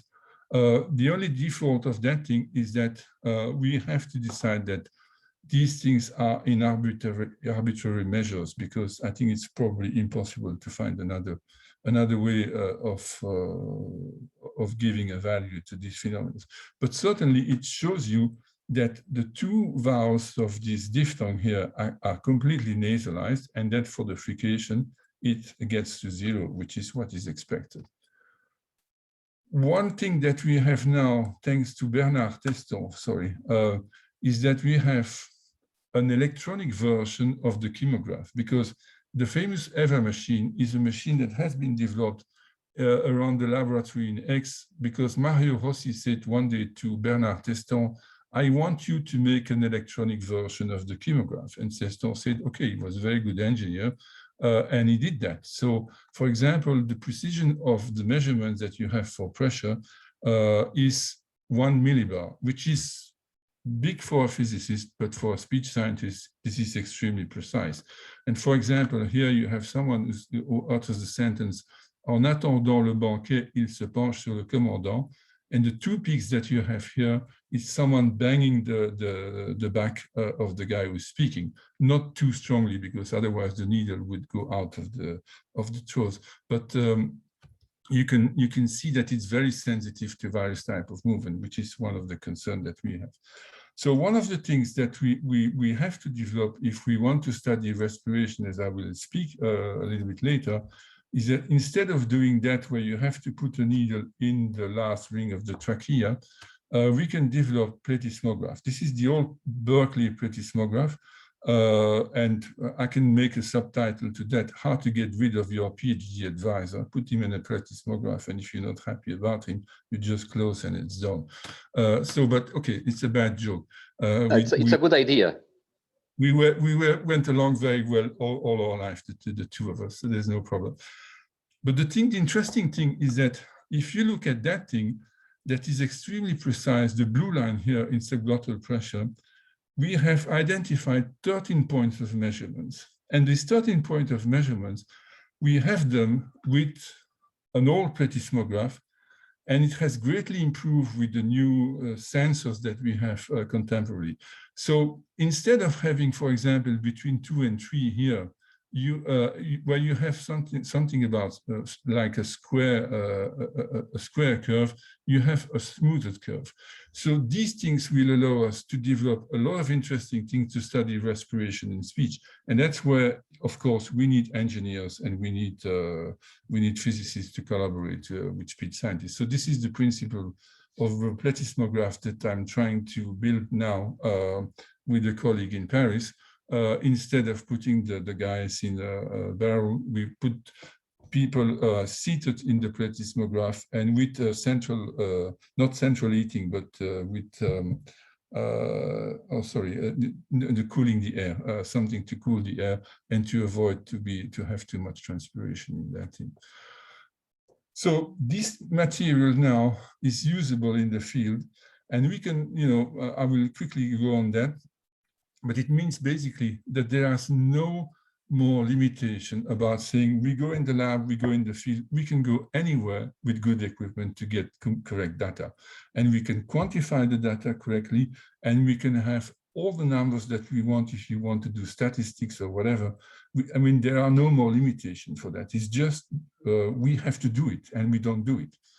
For example, one of the things with the example that I showed you before, there was someone who was doubting that there was, for this sound here, Jite. Okay, someone had described it as Jite. In fact, there's a small nasal before. You can see, for example, here that there is no oral airflow in the brown line. There is some oral airflow for the frication here, but there's also an interesting thing that shows you that the gray line that you have here shows you that during the closure, there is still some activity, and that goes about halfway of the voiceless stops. Things that we have to explain and that can have some consequences when we describe languages. So one of the things, since we are in South America, that is very interesting is the following. For example, Guarani is a language that has a number of crazy phenomena about nasalization. Here is an example. Sorry, I'll give it once more. You can hear that most of that is nasalized, and phonologists describe that. Phonologists describe that with nasal harmony, you can have phenomena about nasalization of fricatives and degrees of nasalization. And that is where an interesting discussion can come about theories, data, and models. And I will show you that there are very fantastic things to take when we have correct data. And these data have to be reproduced across speakers. Here we have 6 speakers from Guarani that are fitting the pattern. So if you doubt that, I can send you the data. So this is the same thing. You have in blue oral airflow, in green nasal airflow. And what you have here is the usual pattern for a nasal consonant, something that goes to 0.1 cubic decimeter. That makes a flat line here. But then that is called weak nasalization, but you have strong nasalization here. At the frontier between a nasal vowel and a voiceless substrate that you have here, you have the same thing here, and you have the same thing here. Each time you have a peak of nasal airflow. And that, if you look at the oral airflow and the nasal airflow here, it just tells you that the oral constriction is made before the velum closes. So if you make the oral constriction or the oral closure, in that case, before you close the velum, all the air will go through the nose. And that will give you a strong impression of nasalization that was correctly identified by ear by Gregores and Suarez in the 60s. So that was done very early. And so it is, for phonologists, it's in complementary distribution. So there's no big deal about that, but it's interesting to see that we can describe this thing precisely. Here is also something that is a little bit crazy, is that the amount of nasal airflow for nasal vowels is very weak. But Portuguese people, French-speaking people can hear that very easily as nasal vowels. People who don't have nasal vowel in their phonological systems don't really hear them or don't hear them at all. There is one little detail that I will skip now is that sometimes there are little accidents. You have this thing here coming, say, what the hell is that doing here? It's just an accident. You look at 150 measurement that we have for that. There are 3 with that, but I choose that one and just wanted to say that. But there is one thing that is more interesting here. You have a nasal laryngeal fricative. So you have strong nasalization and strong oral airflow. And that goes against everything that John O'Hara was saying for a long time. John O'Hara was saying, well, because a high intraoral pressure is required to generate voiceless fricative, an open velum prevents voiceless fricative to occur. You will see that it's not true. If nasalized voice fricative lose their frication and become approximant, they will become their frication and they will become approximants. That's what should be the case here, and that is not the case at all. So we have this fricative, this voice velar fricative, that becomes a laryngeal fricative with very strong nasalization. And John's last student, who was Ryan Shosted, decided to defy John in his theoretical claims, and he showed that any fricative can be nasalized, in fact, and that there is an acoustic cost for that, is that an open velum flattens the spectrum. For example, if you have the alveolar, voiceless alveolar fricative, it will sound like an interdental fricative, and a voiceless velar fricative will sound like a voiceless laryngeal fricative. And you can very easily look at that on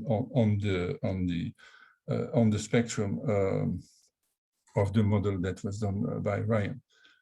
So what can we conclude of that?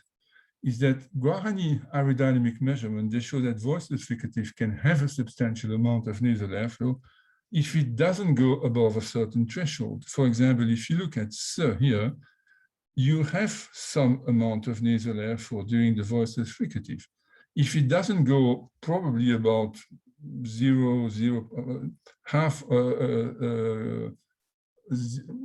well, let's say 0.1 square cubic decimeter, you will not affect the frication noise. It will just reduce the intensity of the frication noise. But all these things show that there are theoretical claims, there are models, and if we have good quantified and reliable data, we can discuss models and theories, and we can refine everything, and we can be more certain of what we claim, or of our claims and of our things in the field. So maybe I will, if you don't mind, since time goes, I will give that to everybody. I have been very ambitious about what I wanted to show, but I want to do a case study before finishing and before Annie gets angry at me. So here is the thing. Do not worry about me. Okay, so this is the thing. We have a fundamental issue in speech, is breathing in speech. What is control and what is automatic? There is a, I'm studying that for the moment with the group of people of the Laboratory of Science of Movement in the Erasmus Hospital in Brussels. But we are trying to get data from production, which is in EEG a nightmare because we have a lot of movement artifacts that we have to get rid of, and that is not easy. So that is one of the reasons why I'm a little bit cautious about showing this data. We can get electromyography data that's pretty easy on the respiratory muscles by contact electrodes. Now we don't have to put needles in the muscles anymore. But the fundamental point that we have in speech is what is the relation between subglottal pressure and fundamental frequency? What is the relation between subglottal pressure and stress? What kind of control do we have on subglottal pressure and fundamental frequency? Is there any parallel between both? I will show you that. I think I have the time to show you that in detail. So the point that I want you to remind is that in normal inspiration and expiration, that is about 4-second time. Half of the time we make an inspiration and half of the time we make an expiration.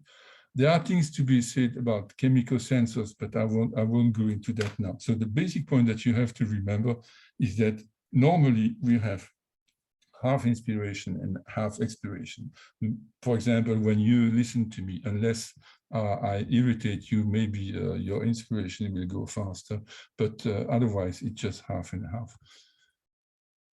If you look at the lung capacities of people, we can do that very easily with spirometers. And there is one first surprise that comes, what we call the tidal volume. That is the current volume, if you want. It is the volume in which speech takes place. So, for example, you take a maximum inspiration, a maximum expiration. You have what we call the residual volume that's here. So basically, we speak within these limits in red here. So the maximum amount of air that we inspirate and expel during speech is not that big, unless you scream, unless you do some special comment. But normal speak is between these limits. First example that I want to show you, if you ask someone to say "oh," and well, here it's for 3 seconds, something like that, you have in brown subglottal pressure. So "oh," okay. So at one point, you have a threshold of start here, a voicing threshold that starts at about 2 hectopascal. So you need to have a difference of 2 hectopascal between atmospheric pressure, which is the 0 value here, and subglottal pressure. So it is the voicing threshold start, and this is the end voicing threshold that you have here. But the interesting thing is that if there is nothing else than the impedance of the vocal folds, subglottal pressure will gradually fall down, okay? You can look at that with the oral airflow that goes to 0 to 200 liters per minute to 100 liters per minute in this phase. One first question that we have is that people continue to claim, and I think this is something really stupid, and that prevents us to say an interesting thing about prosodic facts, is that we can control fundamental frequency independently of subglottal pressure. Here it was done in an experimental setting, simply by asking someone to sustain with earphones giving a stimuli in the ears and sustain a note, and you can see that fundamental frequency in red is perfectly controlled during the time of this hour. Okay. You can do the reverse thing and it reveals us something else. You can ask someone, and here it is about 18 seconds, someone that is making a rising glissando. You have an increase, a gradual increase of fundamental frequency. And it means that if fundamental frequency gets higher, the resistance of the vocal folds increases too. So the speaker do control that. And so you can take in parallel what happens with subglottal pressure. There is some relation, but the relation is not really a one-to-one relation between the two.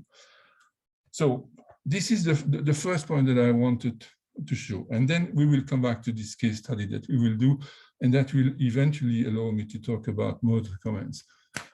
Take a sentence. Of course, I have data in French and in English, but today I will stick on French data.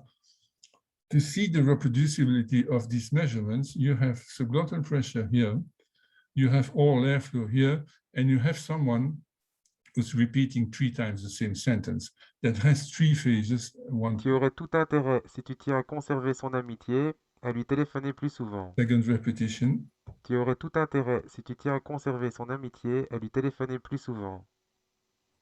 Tu aurais tout intérêt, si tu tiens à conserver son amitié, à lui téléphoner plus souvent. Well, the first thing that you can see is that this kind of data is reproducible. And the second thing, this legend that you have a gradual decrease of subglottal pressure, it is basically a joke. So we have to take that into our models, and we have to take that into consideration. Another point about the relation between subglottal pressure and fundamental frequency, I took this example because linguists who are here will understand why I take it. This sentence. Cette nouvelle théorie linguistique provoque, si j'ai bien compris, une nouvelle polémique. There are 3 phases in the first part. Then the guy takes an inspiration and makes the last sentence. Look at the relation between fundamental frequency in red and subglottal pressure. For example, each time that you have inspiration, in this case, you have an increase of fundamental frequency, but a sharp decrease of subglottal pressure. Here you have a stress, une nouvelle polémique. So there are complicated relations between subglottal pressure and fundamental frequency, and saying that this is subglottal pressure that commands fundamental frequency has to be forget once for all. This is stupid. So look at these things of 4 sentences. Elle viendra ou elle ne viendra pas. Can be dramatic for some people. So you have an increase of fundamental frequency. At the same time, you have a decrease of subglottal pressure. And at this thing where you have a kind of slight stress, where fundamental frequency goes down and subglottal pressure goes up. So there's no direct relation between the 2 things. And the last example that I like to take, because this is the easiest to show that there is no relation between fundamental frequency and subglottal pressure. You can see in blue fundamental frequency and in brown subglottal pressure. Elle est complètement débile, cette histoire de passeport volé. Okay, so it's the suspension stress that we have in French here. So there's nothing special, but it simply shows that the behavior of fundamental frequency and subglottal pressure can be independent. Now I have an example that will go a little bit more detailed, and I have the time to do it. The question is respiration playing a role in stressed syllables? The stressed syllables are written in blue here. I didn't put in phonetic transcription because I think it's easier. You have subglottal pressure here, and you have fundamental frequency here. Most of you will recognize the voice. Dennis pie is pretty. Dennis pie is pretty. Okay, so first declarative, second interrogative. And you have the second one here. I will come back on that. Dennis pie is pretty.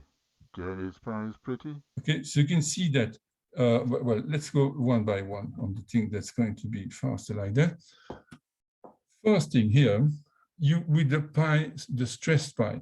So, not the stressed pi, the pi is stressed. Dennis pie is pretty. Dennis pie is pretty. So subglottal pressure, even if there are details to be discussed, is rather similar for statement and question.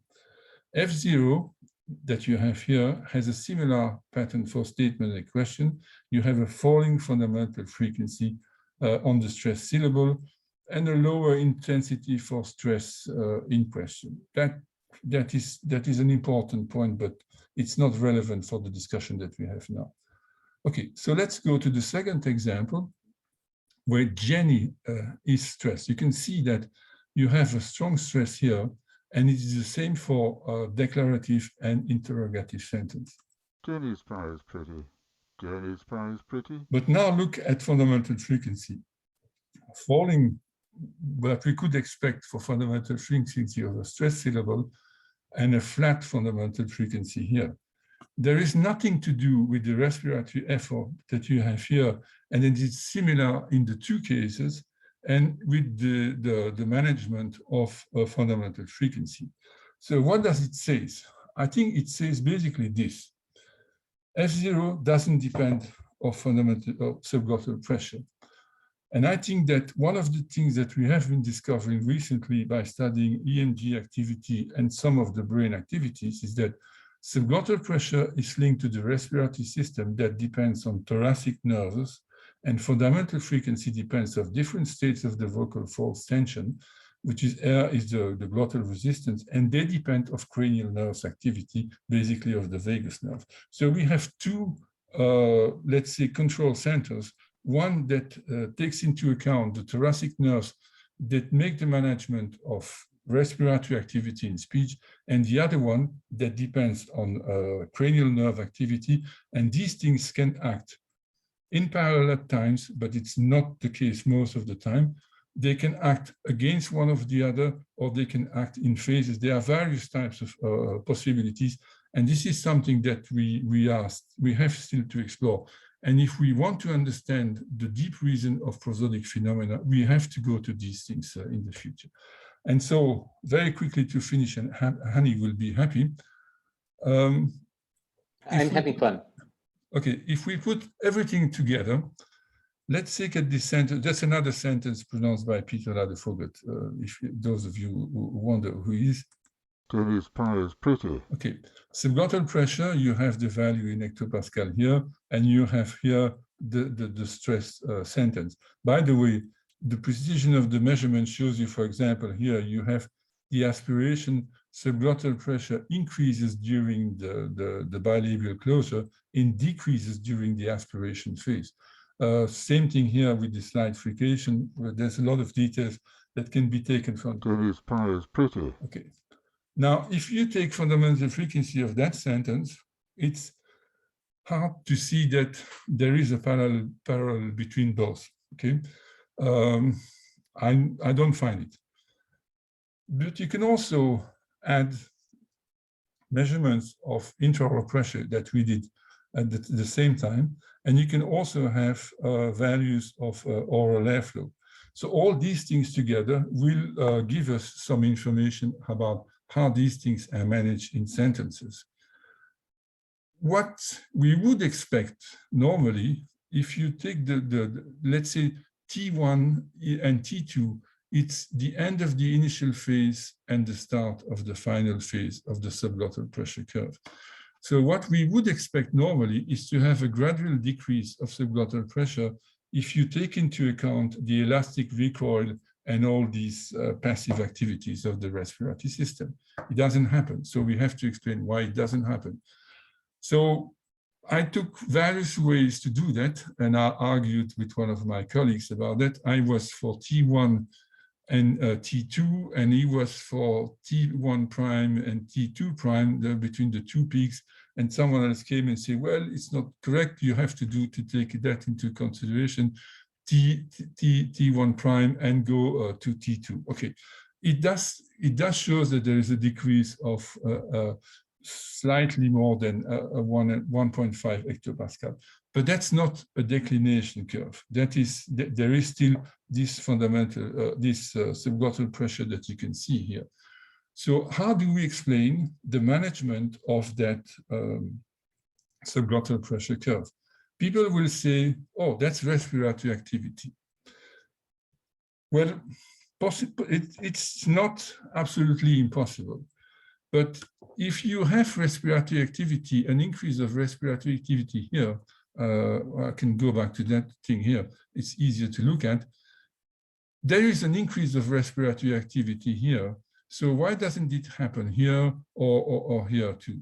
So the thing is, it's very short. You can see that the whole sentence here, it's about, well, no more than 3 seconds. So we are in a very short amount of time, and the inertia of the respiratory system to trigger something like that is probably too big to make that possible to manage. And there is another idea that is probably simpler and that we are trying to falsify now, that works for French, that works for English, and that works for the Amharic speaker that we have. We have about 10 speakers, and the pattern is the same for everybody.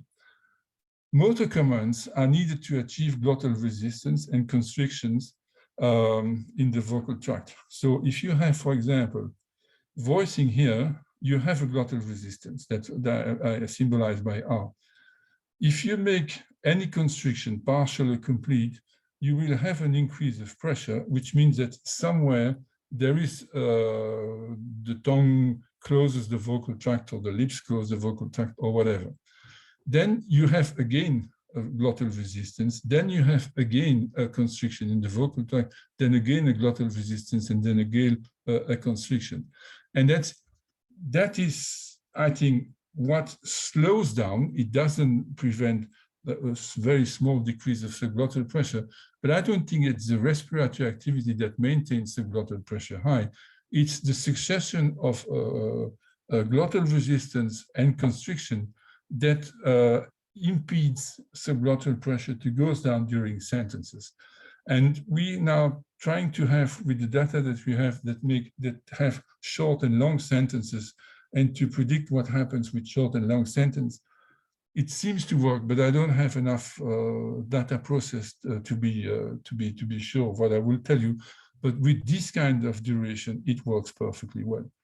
So just to finish, if you compare, there is another point that we have to discuss. Declarative sentences, you have subglottal pressure and fundamental frequency. Here is for the interrogative, okay? If you compare the two, I will give you the slide. Dennis pie is pretty. Dennis pie is pretty. What you can see is that there is a different amount of subglottal pressure between declarative and interrogative sentence, which suggests that the management of both modalities is different. It is absolutely systematic for the 2 English speakers that we have been recording. It is systematic for the 10 French speakers that we have been recording. And that is very spectacular. So that is something that we were not expecting in the data, but there is apparently a different management for declarative and question sentence in terms of subglottal pressure, in addition to what happens with fundamental frequency. And just to make everybody happy, I can make a good spectrogram. I'm in a lab where Jacqueline Vessier works. If you don't make a spectrogram, Jacqueline is not happy. So here is a spectrogram to make everybody happy. And so to finalize 2 slides, to conclude, how to account for the relation between subglottal pressure and fundamental frequency. I think that automatic and controlled aspects explain prosodic phenomena, for example, downdrift and stress. Differences between declarative and question sentences have been more, established with the data that we have, and they are managed differently. To the question, is F0 controlled by subglottal pressure? The answer is no, and I think there are 2 different centers of command that control subglottal pressure and fundamental frequency. Thoracic and cervical nerves for subglottal pressure and cranial nerves for fundamental frequency. In addition, subglottal pressure is regulated by chemical receptors, but that's another issue in which I don't want to come now. But we have data on all these things, and there's still a lot of work to be done on that. So it's just opening, I'm just trying to open ways for younger colleagues than me. I think there's so many things, exciting things to do in these things, and they're not that complicated to explore. What maintains subglottal pressure at a quasi-constant level during utterances? The question was motor commands or respiratory activity. As the main hypothesis now, I would suggest motor commands. Maybe I'm wrong, but we will have to have good experimental data to contest that. The notion of articulatory control, I haven't discussing the example, so I will not, well, maybe just for Guarani. The timing of articulatory commands and their relation to phonetic knowledge. Phonetic knowledge is the way what speakers know of their system. And I think, for example, the example of Guarani, it makes some of my Brazilian colleagues that are present, all present, I'm the only one that's not Brazilian today, or maybe there's a couple of other non-Brazilians, but linguists, that Guarani has probably had some influence on the nasalization phenomena of the nasalization of Brazilian Portuguese, is that the differences in synchronization between oral constriction and nasal constriction is the reverse of what happens with European Portuguese. So some people are not happy that Indians could have influenced Brazilian Portuguese, but I think this is one of the obvious traces, in my opinion, of influences of Indian languages on Brazilian Portuguese. Then the notion of thresholds, we've been discussing that, and the complexity of speech. We have new ways to observe and to quantify data. I will make available the whole presentation, and we can maybe come back later to discuss about these things. I have been a little bit too ambitious. I will reset the issues for tomorrow. Okay, thank you very much for being patient to listen to what I had to say. So, Didier, thank you. Yes. Thank you a lot for the talk. I have to congratulate you for the beautiful data you showed. You must be proud of them. Oh, of the data. The end of your talk reminded me the talk that Eleonora gave in the first day when you comment about the influence of Guarani on Portuguese, and Eleonora was talking about the influence of Quechua in Spanish. Anyway, it's now 3:12. My suggestion, a discussion about this talk will take a long time, I think. So my suggestion is to let this discussion for Friday, if you don't mind. I really enjoyed the presentation, but we should start in 5 minutes the papers in the afternoon, unless somebody has a quick questions to do now. Eleonora, go ahead. I don't have a question. It's more the organization. Okay, I missed yesterday completely. I know. I got behind, and then I would like to participate in the discussion session on Friday, and let's see if it's compatible with the DA's schedule, because he is 5 hours ahead of us. That's all. That's it's okay. At this time, I'm still awake, Eleonora. No problem. And on Friday, his talk will be at 1 o'clock, 1 hour before, and 1 hour earlier. And I think we will have a lot of things to discuss. By the way, Didier, I don't know, but today I read in the newspapers that the government of São Paulo wants to make Guarani the second language of the state. Good point. Well, I read it in the newspaper. I don't know. It's because São Paulo cannot stop, not even to take proper care of the pandemic. That's just another electoral move. Well, let's do the following. Let me just Doria seriously. Let me just make a comment, because Friday I may not be in most of the time. Can I make a comment, Henny? Yes, of course. Yeah, it's so Didier is about you mentioning whether or not allophones should be part of the representation. And earlier we were talking about orthographic systems. And I know at least of 2 cases that when Brazilian Indians were writing their systems, they wanted to write allophones. And I remember with the Krenak, I said, but look, you don't need to. And they said, but we want to. So it's this awareness of allophones in the written systems. That's the point I want to make. I may not be able to make it on Friday, and I'd like to hear what you want to say about it. Same thing for Caritiana. For example, there are 4 nasals, and they have, each one has 6 or 7 allophones. They all want them to be written. Same thing in Africa in various languages. So it suggests that they work as phonological categories. And I will make something that I will never say and do, but I'm not ashamed to do that. If you look at the last chapter of Saussure Cours de Linguistique Générale, he made the same kind of provocation that Chomsky and Halley did at the end of the Sound Pattern in English. He said, in reality, there's no phonemes, there are only allophones. So it's interesting. So my suggestion, Adelaide, is that you or Matheus who is going to give the next talk?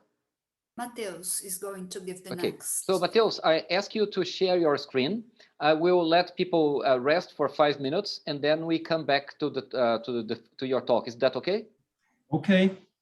So okay. You want to have the talk? You want to have the presentation and make it available? Yes, that's the idea. Leonardo will ask you for that, if it's possible to make it available. And really, your data are really nice, Didier. I envy you for such beautiful measurements. I'm not an engineer. I'm not an engineer. I'm just a poor phonetician, honey. But I like data. That's why. That's why. Joking. Okay, so 5 minutes break, and Matheus, you can share your screen. I'll be back in 5 minutes. Okay.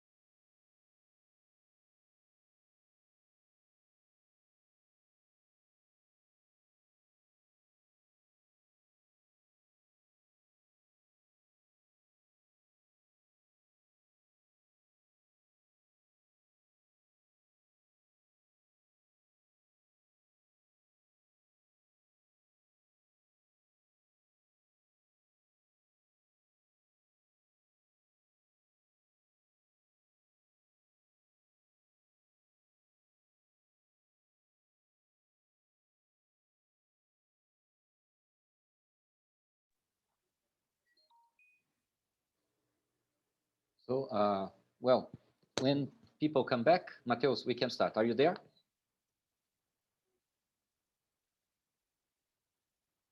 I'm here.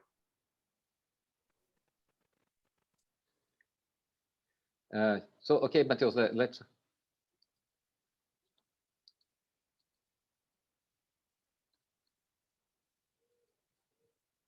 Can I start? Let me see if people. I don't know how many people have come back. I will do some sampling here. So, like Laís Bocorni, are you there? Yes. So if you are there, so it's a good sample. So I think we can start. What do you think? One sample. Well, yeah, it's a sample. Adriano is there too, so it's good. No, it's still sample. Okay. Yeah. Okay. So I'll do a third one. Okay. Let me check. I'm here too. No, okay. People are here, so it's okay. So so next talk is from Matheus Germano from the Federal University of Paraná, and he's going to give a talk, interesting thing about tap in coda produced by Brazilian Portuguese speakers from a city in Santa Catarina. Matheus, let us know which city is that. So thank you very much. Matheus, you have 15 minutes to talk. Okay, thank you. Good afternoon, everyone. So the title of our presentation is Preliminary Analysis of Tapping Coda produced by Brazilian Portuguese speakers from a city in Santa Catarina. It was elaborated by me and my advisor, Professor Adelaide Silva, and we have organized it as follows. First, we are going to present some background to our study, then our objectives, our hypothesis, which leads us to the place of data collection we have chosen, the experiments we have conducted. I'm going to show some preliminary analysis, and finally, the next steps for our study. So the phonetic literature indicates the occurrence of a short vowel-like segment that occurs after the alveolar tap in coda and before tapping clusters and word initial position in Brazilian Portuguese. This led Nishida to claim that taps are always produced between two vowel-like segments.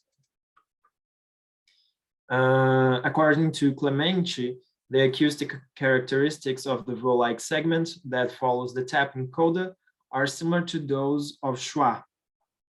On the other hand, in clusters and in word initial position, the characteristics of the segment are similar to those of the nuclear vowel of the syllable.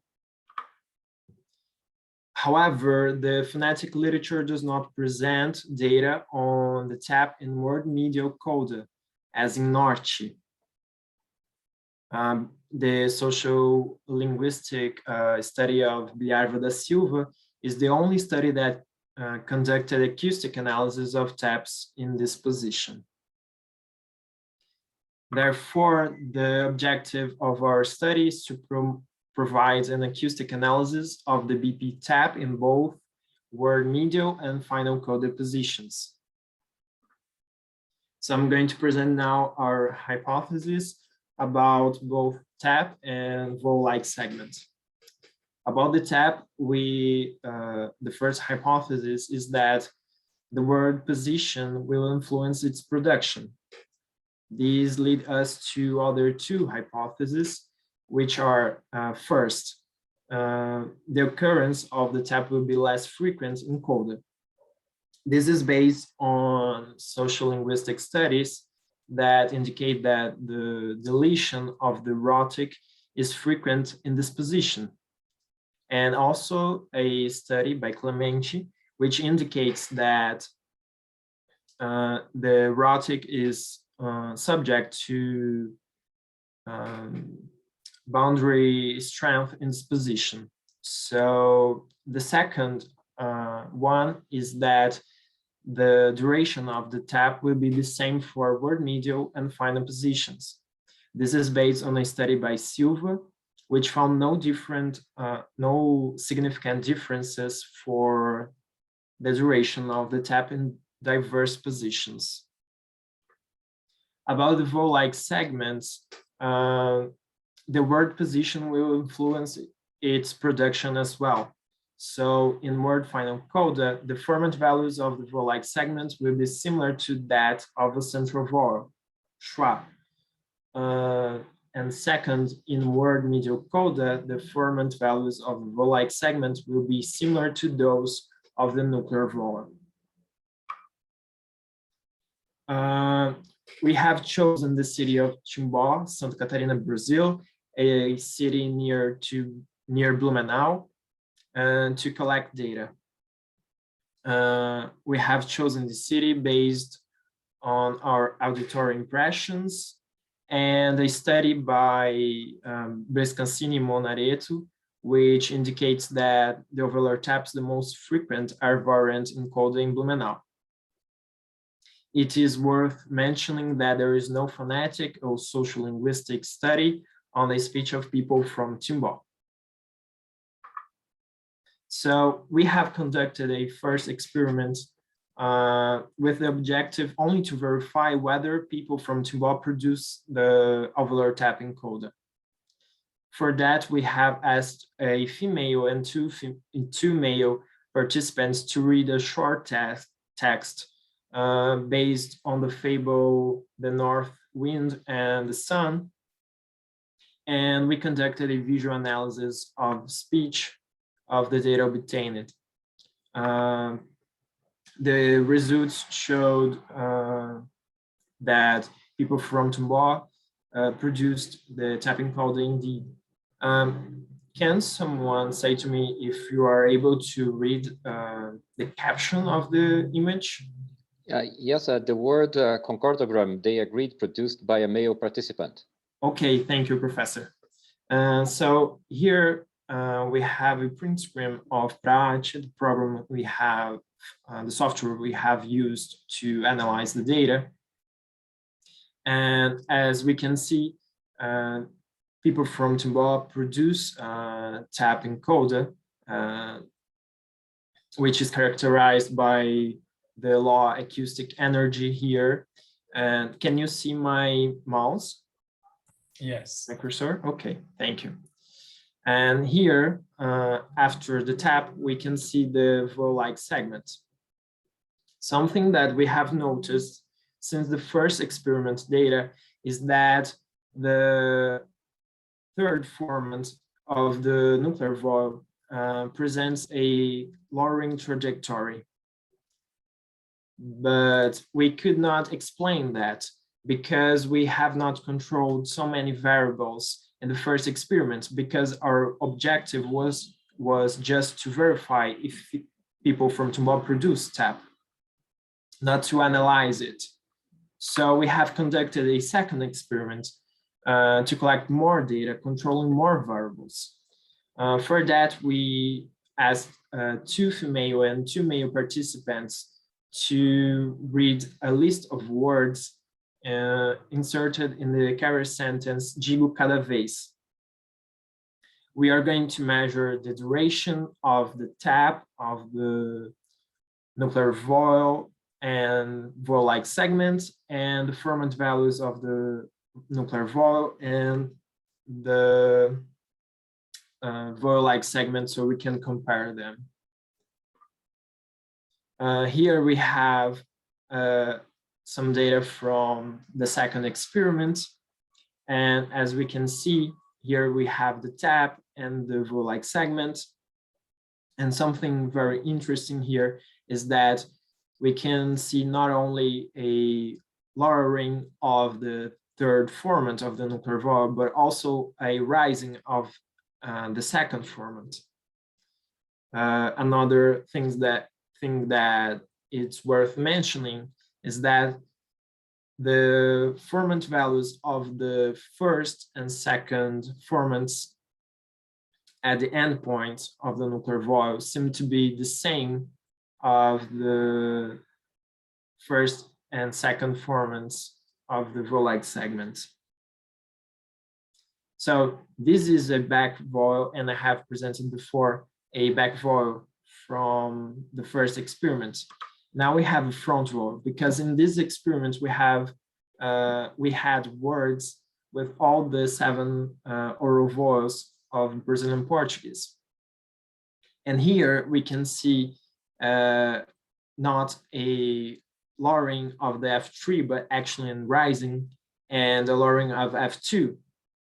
But again, we can see that now the values of F1, F2, and F3 at the end point of the nuclear vowel seem to be the same or almost the same of the vowelite segment. So finally, we have the next steps of our study, which include extracting the ferment values at the midpoint of the vowelite segments and at the midpoint and endpoint of the nuclear vowel. So we can see if these rising and lowering trajectories are significant. Also verifying whether the characteristics of the vowelite segments are similar to those of the nuclear vowel or to those of a central vowel. And verifying whether these characteristics are the same at the mid and final positions. So these are our references, and thank you very much. So, Matheus, thank you a lot for not only for the nice presentation, but finishing in time. We have time for questions. And nice spectrograms too. I like to see when things are well done. So, any questions? So, no, go on. No, it's not a question. It's very no, good. Didier raised his hand. Didier?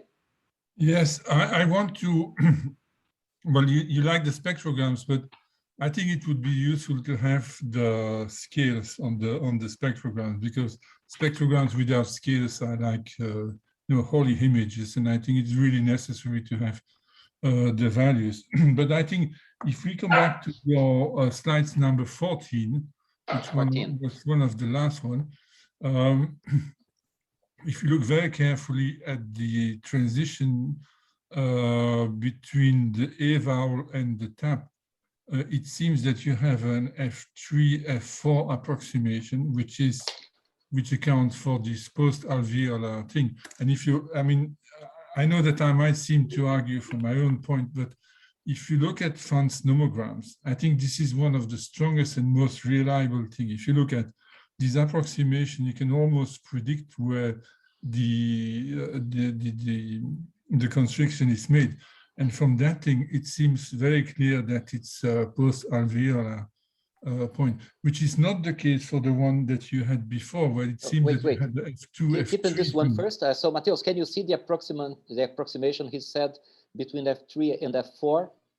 F4 is not very strong. Yeah, exactly. Mm-hmm. Very strong. And one question about the scale is 0 to 4 kilohertz? 0 to 5 kilohertz. 5, okay. That's why it's useful to have the grids of because it's easier to interpret. Yeah, I'm really sorry about that. No, it's okay. It's just, old people are becoming annoying with the time. So I'm sorry about that, Matheus. No, Didier, I really thank you, because this cannot happen anymore. You're right. But I thank you. Can you show one of the slides that was before, because that was more intriguing for me. Yeah, that one. Well, you have F2 and F3. Oh yes, but it is with an O vowel. I didn't notice that. So it seems that the place of the constriction is more back, and that would reflect something a little bit more palatal in that case. Yeah. But that's interesting. Mm-hmm. Yes, F2 and F3 was Matheus was correctly showing, and there is okay. But I think this is exciting to look at these form and transitions, because they can give you a pattern of what is going on these things. So that's it's details, but you brought back the nomograms. That's nice. So good. Thais, you have a question? No. Okay. Yes. So I can see. So it would be interesting to have the foreign tracings so that we could follow the trace. I can see them easily. It's really easy to see. By the way, it's a male speaker, right, Matheus? Yeah, all data I have presented are from the male speaker. Right. Yeah. And now I cannot see the caption anymore. Didier, okay. What's your point? Sorry, what's your point about the lowering of F3 that was back post-alveolar tap on this word? Don't you think the effect of vowel protrusion because the next concept is a labial one? If I understood your point, actually. Who is the question dedicated to me or to Matheus? No, to you, because you said that this F3 lowering and F2 raising is more regarding to a back. Well, it's what we expect when you have something like an alveolar or post-alveolar, you expect F3 and F4 to be close together. And when you have F2 and F3, it's more palatal. So, and that is probably explained here by the fact that but my question is, don't you think that this movement is related to the vowel protrusion? Because you have O rounded, also P, P is labial, and this combined here in effect, and not a palatal effect, but effect of because of the labials involved. That is certainly a point. That's a good point. That F3 is something that reflects lip protrusion. Okay, that makes sense. But I think probably there should be a contribution. Well, it's probably, you're right. I think F3, the lowering of F3 is accounted for by yeah, that's what I thought. The lip rounding and lip protrusion. Yeah. But certainly the fact that F2 raises as much as it is there probably also reflects the back tongue, the back of the tongue position. And if you look at, for example, the transition that you have after the tap, where you have again F2 and F3 together, where that is probably more related to the constriction position than the initial thing. I think you're right that the sharp lowering of F3 is likely, the contribution of the lip rounding is probably important in the beginning, but much less important at the end, and that would be reflected by that would reflect the constriction. But you see, that's why these formant transitions are so important to look at. And good old font is a very robust tool to look at that.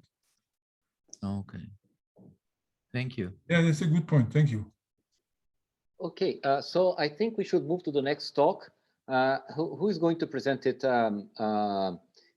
Francisco Araújo or Ronaldo Lima Jr.? It's going to be me, Ronaldo.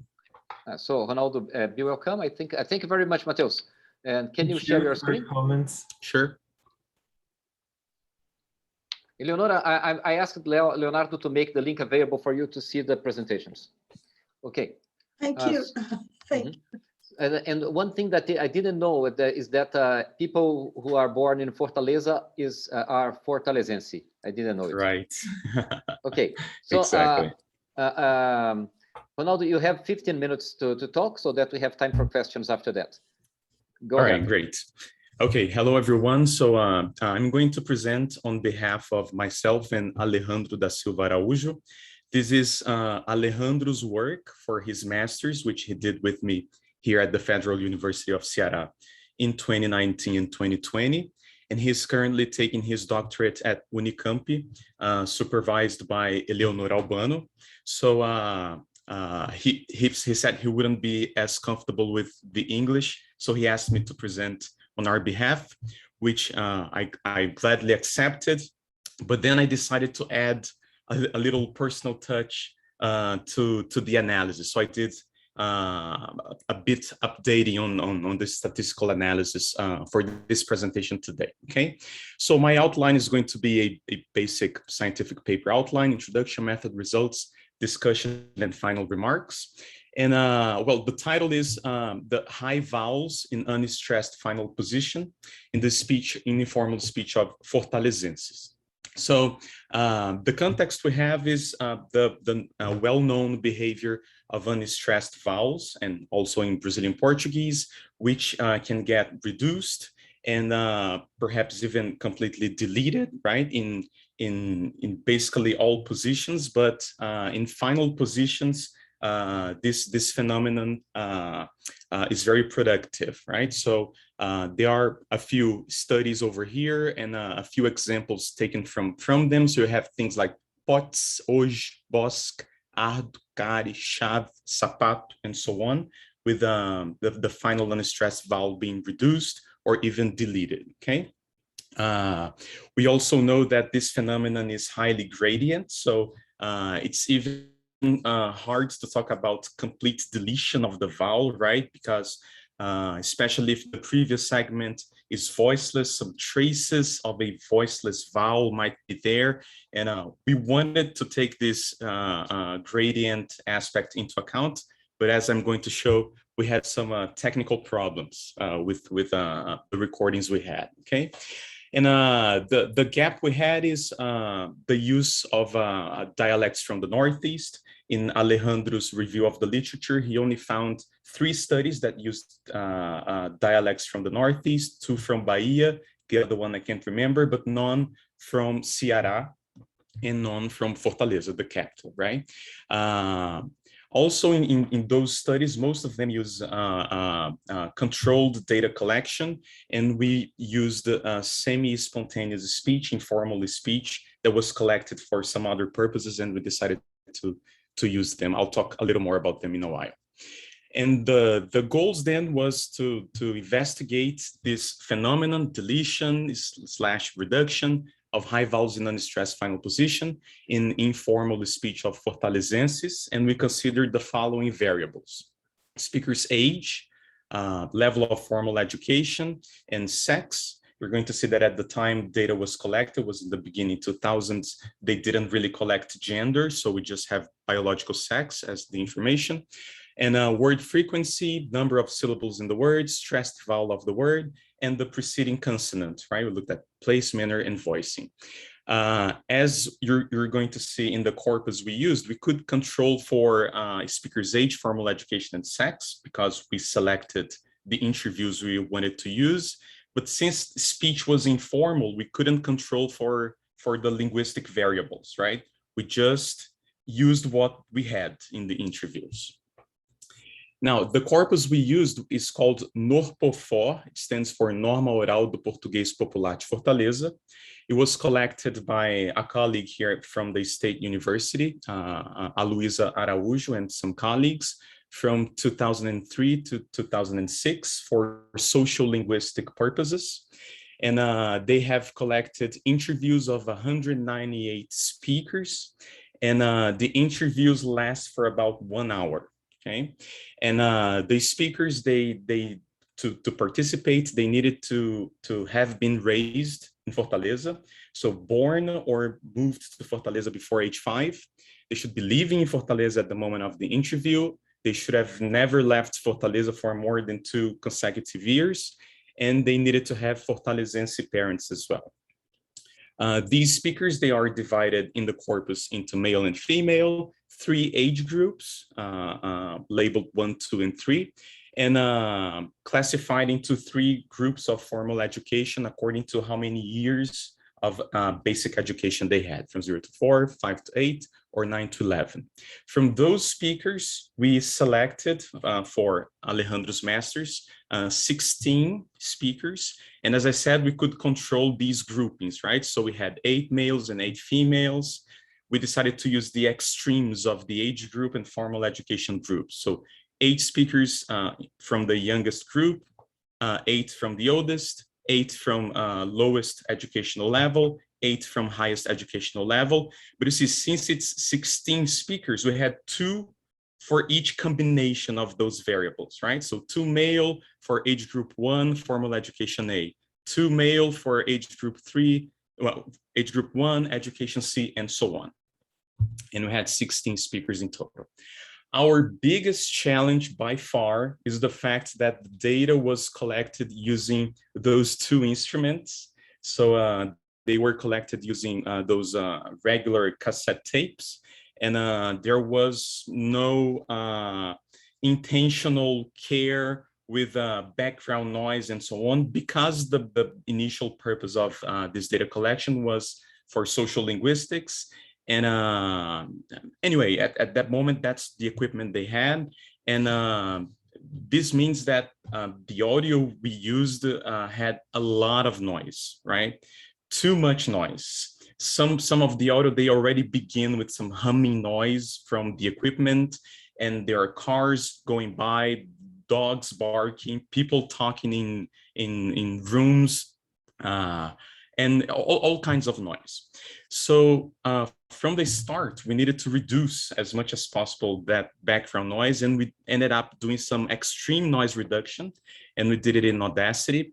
And this prevented us from doing spectral analysis that we wanted in the beginning. So this made us give up on investigating the gradient aspect of this vowel reduction, okay? Because they were recording cassette tapes, then digitized to MP3, then we did this noise reduction and put them into wave format, and then I simply didn't want to trust the fine details that I saw in Pratt, okay? And then, Alejandro did a pilot analysis with one of the recordings to see how many words he could find. So he decided to ignore the first 10 minutes of recordings. So participants would start feeling more relaxed and speaking more informally and more naturally. The interviews were all about memories, right? So in the beginning, they were informed that the research was about memories of Fortaleza. And in the end, they were told there was a linguistic study, and then they decided if they wanted to let their data be used or not, right?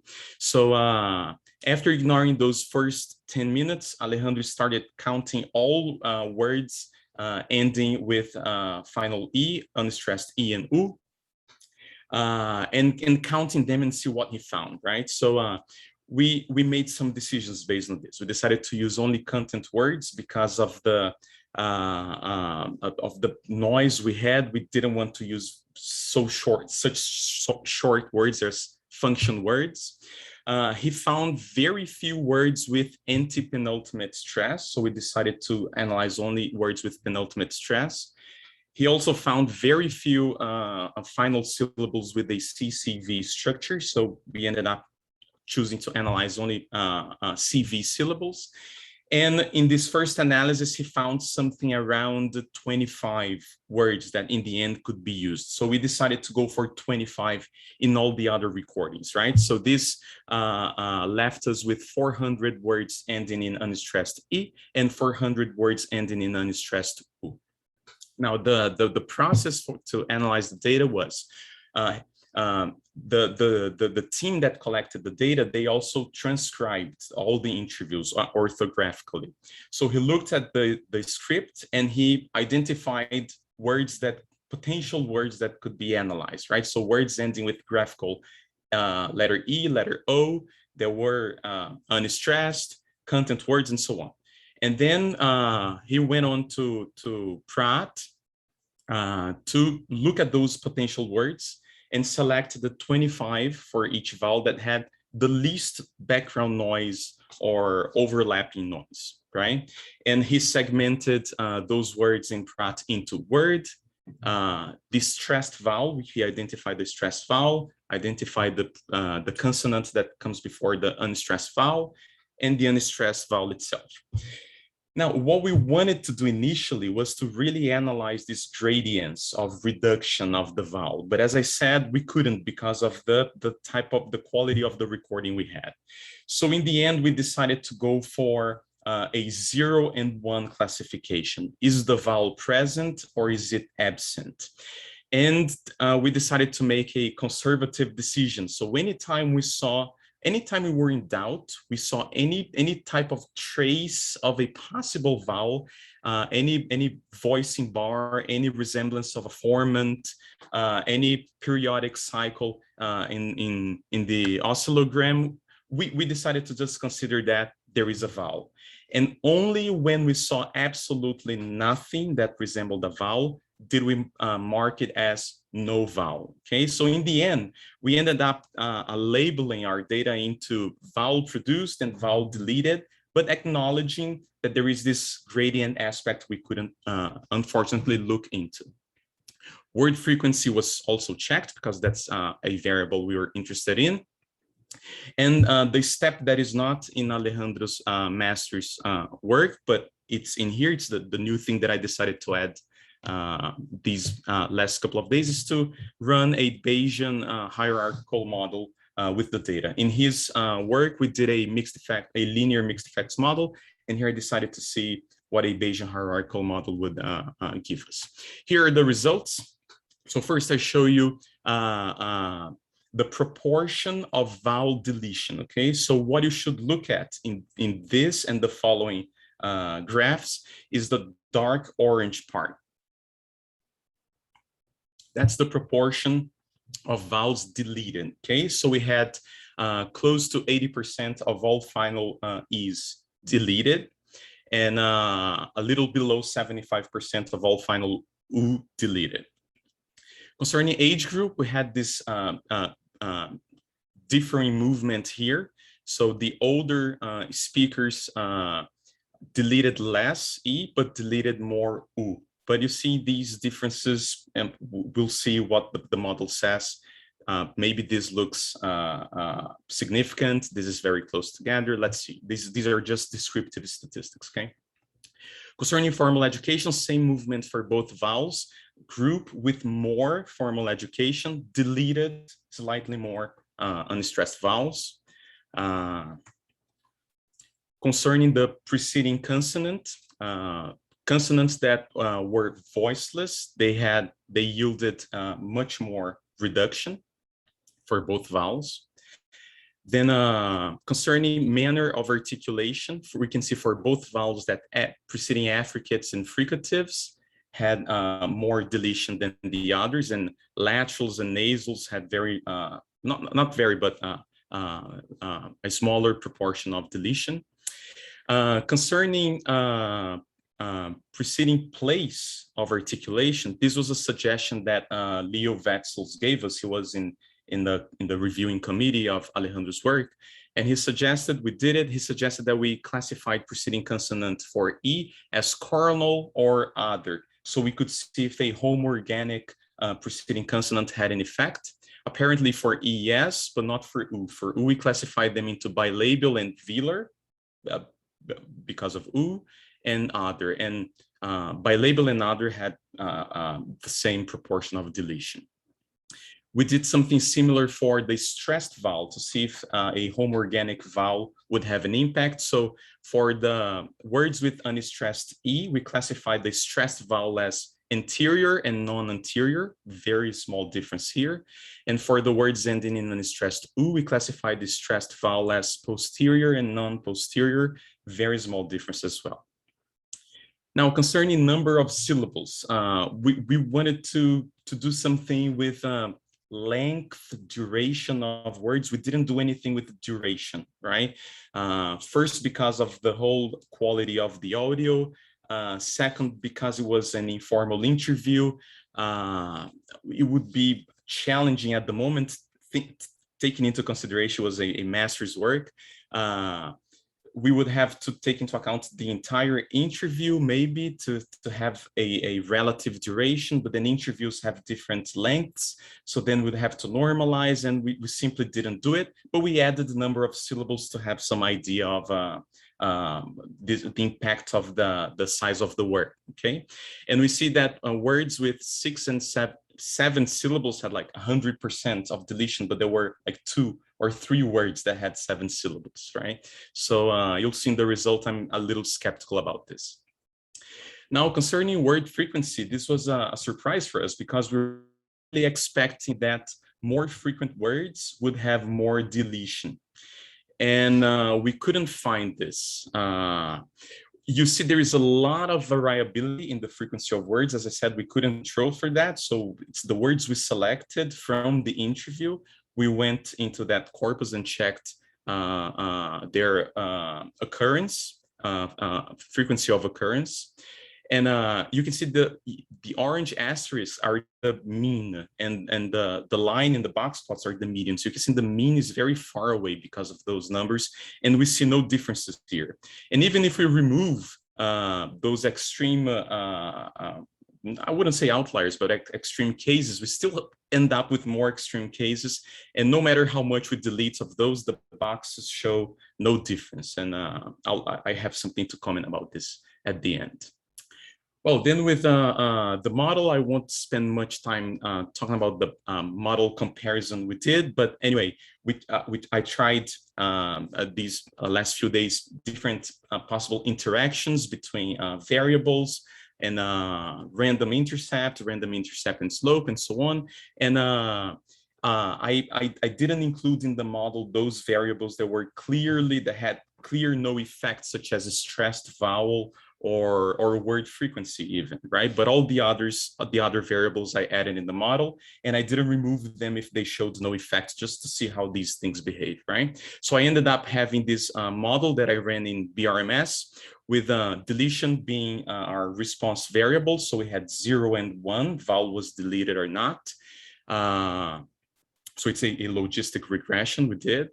And the predicting variables we had were the vowel itself, unstressed E or U, age group, educational level, sex, preceding consonant, its manner and voicing number of syllables, a couple of interactions here, and a random intercept for participant.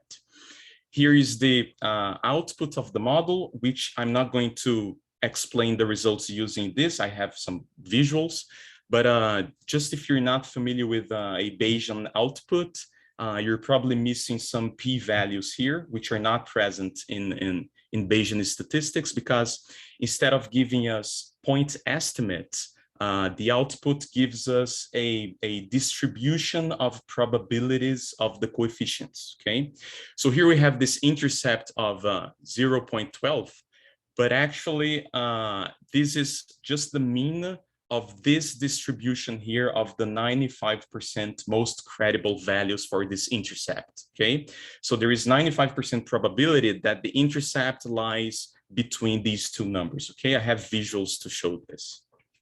So these are the posterior distributions of the coefficients. And what I did is the thick blue line is the mean of the distribution. So this value that is here under estimate. The shaded blue area is the 50% credible interval. And I cut the distributions at the 95% credible interval, okay?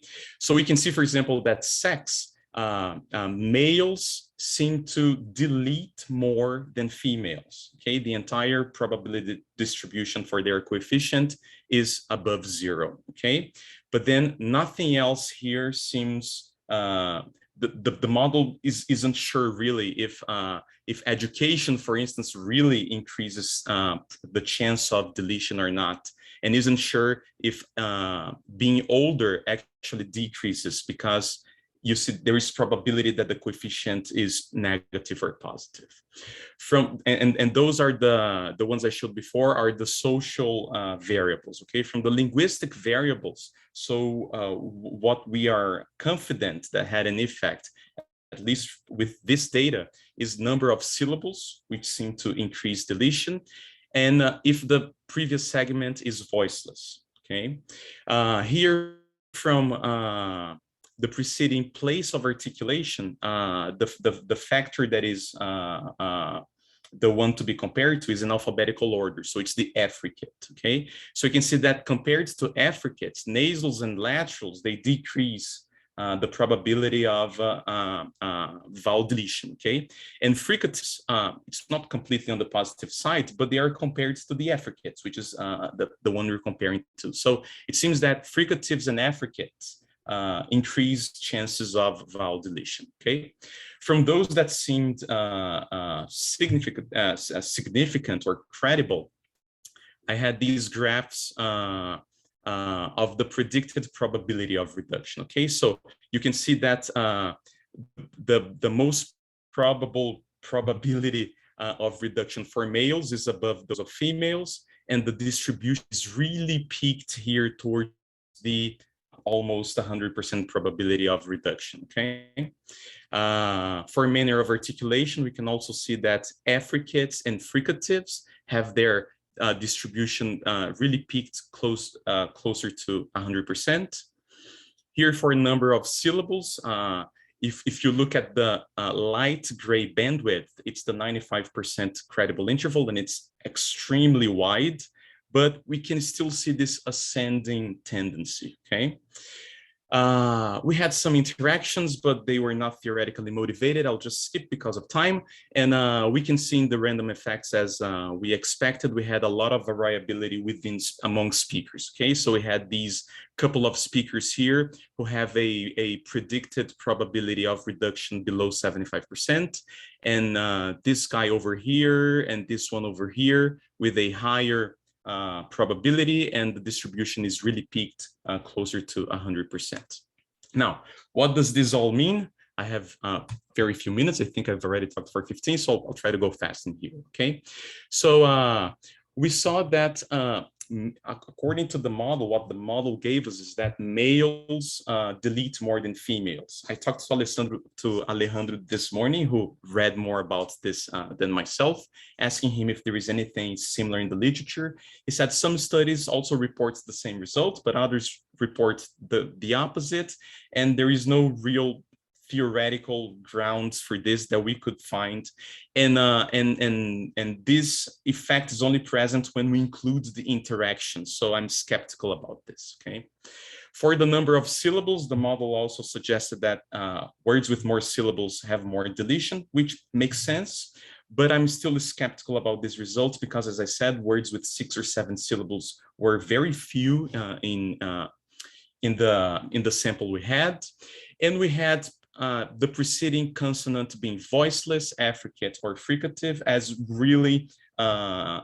provoking more deletion, which is in accordance with previous studies and previous findings and so on, okay?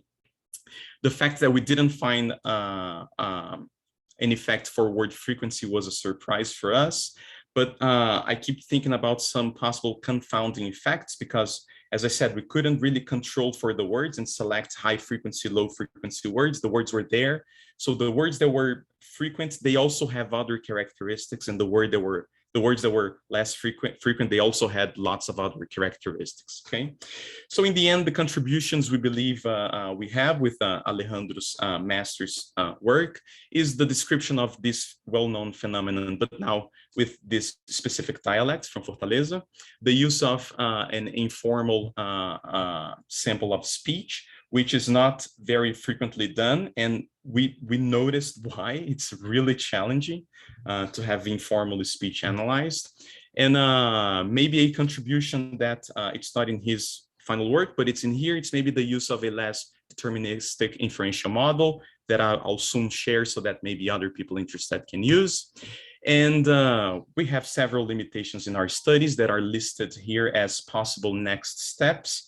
There would be next steps for Alejandro if he's interested in work with this. I didn't say in the beginning, but the ones that know me, I work with L2 phonology, L2 acquisition. This was an adventure for myself working with Portuguese. So it was a pleasure, a challenge, and well, something new to do, right? So I'm glad to take any questions if I'm able to answer them, and especially suggestions that I believe would be useful for Alejandro. Well, thank you very much, Ronaldo. We have time for one question. First of all, I liked very much the way you visualize the data. So it allowed people to understand very clearly what is meaningful and what is not meaningful. Thank you. I like graphs very much. Adelaide has a question. Okay. Do you want to make a question, Thais? Maybe I can. No, you go ahead. If there is time, I'll comment. You are our guest, so. Okay, thank you. Ronaldo, I wanted you to give more detail on your conservative decision of considering deletion or not deletion, mainly not deletion, when you had at least one cycle of the waveform, as I understood it correctly. Why did you do that? Because, for example, Ciara and her co-author in that reference you put there say that they consider to be that there is a vowel only if we have 3 or more cycles in the waveform. So how do you come to your decision? Okay, it's a great question, Adelaide, and it wasn't an easy decision. When Alejandro started segmenting the data, we had several labels. So we had full vowel, reduced vowel, unvoiced vowel. So we had different labels, right? But then there were moments that the quality of the audio and the mess we were seeing sometimes, because the spectrogram was very polluted, right? So we tried to reduce noise before and also when looking at the spectrogram, but there were moments of so much doubt that I kept asking myself. I looked at one cycle or a little formant, a little grayed area that resembled a formant. I was like, okay, is this really just this? Or did this have something else? And then because of the quality of the cassette recordings digitized to MP3 with the noise reduction, removed the rest. And now I'm classifying this as a reduced vowel, but it was a full vowel before, right? So with the fear of coming to conclusions that were not accurate, in the middle of the segmentation, I told Alejandro, I said, Alejandro, look, everything that has vowel in it, reduced, unvoiced, maybe a vowel, anything you labeled with the word vowel, just keep vowel. Okay. And everything you already had with, oh, I'm sure there is no vowel in here, keep it with no vowel. This was the decision we had. But anyway, I'm not sure if Alejandro wants to keep working with this corpus, but if he does, maybe I could share the audio with a couple of colleagues and you guys could give me your opinion of how to deal with it. I could even give you the audio files before we did the noise reduction to see if maybe we reduce noise in a way that wasn't the best one. Rafael, I think you've got a question. Henny is going somewhere. Sure. Sure. Actually, I have a suggestion and a question. The suggestion is when you show those plots with the frequency of the words, just put it in the log scale. And then it'd be much better. Yes, yes. That is a suggestion. And then I have a question. Yes. So the question is excellent. I have a comment. Oh, go on. Oh, Rafael has a question. Can I go ahead? Yes, go ahead. Okay. So the question is, if I understand correctly, the participants are just freely speaking. There is no corpus, nothing. No. Is this correct? Yes, the interviewer is asking questions like, so what do you remember of your childhood? Okay, but the answers are open, yeah. Yes, completely open. Okay. So this means that you are not controlling the corpus, actually, the lexicon and so on. And what would be the limitations of your work? Because this is very depending on the choice of words that the people choose, actually. Yeah, I know. This is the limitation, right? All the linguistic variables that we look into, I'm very skeptical of how much they matter, and that's why in these last few days I decided to run this Bayesian model so I could have more uncertainty in there that would be compatible with the skeptical thoughts I had, right? And it was a tentative. Because we also have this fight, right, within us. I do. Well, laboratory data collection and I control for everything, but then it's this sort of artificial speech that the speaker is using. Would the speaker use the same type of speech? And then these informal corpus, we were excited about using it because, all right, the speaker is speaking freely, right? So naturally and so on. But then we were faced with so many challenges that yeah, there are limitations, and I'm glad to hear from you guys suggestions, recommendations, not use it, use it. One of the next steps that we added was maybe have some laboratory data collection. We can trace those participants, but I don't think we can, at least.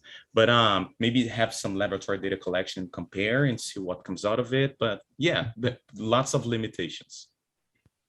Okay, thanks. I'll just make a comment. Are you familiar with Alessandra Assis' work in Tocantins? No, she was my unfortunately PhD not. student. She looked at that, and it's in POSLIN database for thesis. Okay. It's Alessandra Assis, and what she looked at was more or less like that, but it was lab controlled. And what she looked at was like words like pass and passy, but there were other words as well. And what she found out is when passy loses the last vowel, it could be any word, doesn't have to be passy, lose the last vowel, the stressed vowel becomes shorter, it has a shorter duration. And that goes to what we know, that usually vowels are short and closed syllables. So it seems that when you lose the vowel that follows, it becomes a closed syllable and the vowel is short. Okay, so you have a new syllable pattern. Oh, this is great. This is great. And the other thing is, word frequency and the way you dealt with your data will never work. And have a look at the individuals and the words if you have a more controlled thing, because as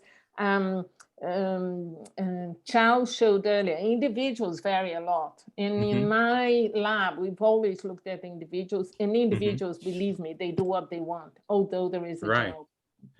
Right. Yeah, we saw a lot of variability as well. I was curious to hear what you had to say about word frequency, and I'll tell Alejandro about this work. He did the readings, right? And he read lots of works supervised by you, but I'm not sure if he missed this one. I mean, from what I read to prepare this presentation for today, I didn't see this one. Maybe it's in his dissertation, and I'm just saying something we didn't consider. I don't know. No, but it was good. Congratulations for you and him. Thank you. I think Magno wants to have a word. Okay, go ahead. Do you still have time? Or do really, we don't have time, but because otherwise the next talks will finish too late. But if it's a quick question, please go ahead, and Ronaldo, try to answer quickly too. Okay, just a comment about this frequency analysis that you did about the mean. So if you have frequency of words is right skewed, so you always have the mean in the right of the median. So this is one point, and also I have to transform to log scale. But what I see, that frequency doesn't have any effect on vowel reduction, at least. So my question is whether you want to continue investigating frequency, and what are your hypotheses on that. And the other thing is, if you can come back to that bell-shaped graph that the plots that you showed us, and I didn't get how to interpret this -2 to 1 as probabilities. Okay. All right. Sorry, I should have mentioned it. Okay, since we did a logistic regression, this scale is in log odds, right? Because probability is limited to from 0 to 1. Chances, they have this unbalanced scale from 0 to 1 and then 1 to infinite. Log odds is a scale that goes from -infinite to +infinite. So that's the default scale for logistic regression. And then in these predicted, in those predicted probabilities, now it's converted back into probabilities. You exponentiate the log odds to take them back to odds, and then there is this little equation that you transform them back to probabilities. But it's the default scale for logistic regression. Okay, good. And the other question about my goals for the future, I'm not really researching Brazilian Portuguese, so right now I won't do anything about it unless some other graduate student wants to work with Brazilian Portuguese. I might do something similar, or I might assist Alejandra in some other work. But I mean, it was Alejandro's work, and but anyway, who knows? Maybe I'll get back to this. But my main research agenda now is just second language phonology. Think on in some generalization that you could make on these results, because also have good results that manner of articulation, but not only manners, it's just the obstruents that can delete it. This was also showed by Francisco in 2012. Right, yes, it's the same. And also the voiceless point. So you have like a lot of phonology working on this kind of reduction. So I think you need to go through this way. You're not Alejandro. Okay, but yes. I really appreciate it. I'm sorry to interrupt, but I'm really worried about the time that the other talks have to do. So I think we finished. Thank you, Henrique. Okay. Henrique, can I say something? Yes, Just of course. I'm not going to discuss it because I have to leave now, and of course I respect your schedule. But then I would like to talk to Ronaldo later about these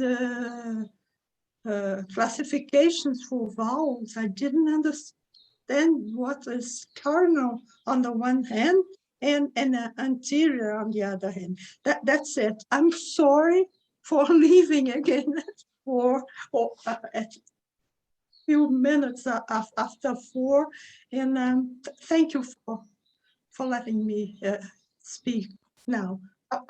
I'll talk to Ronald. Bye-bye. Okay, so is Matheus Freitas, how are you?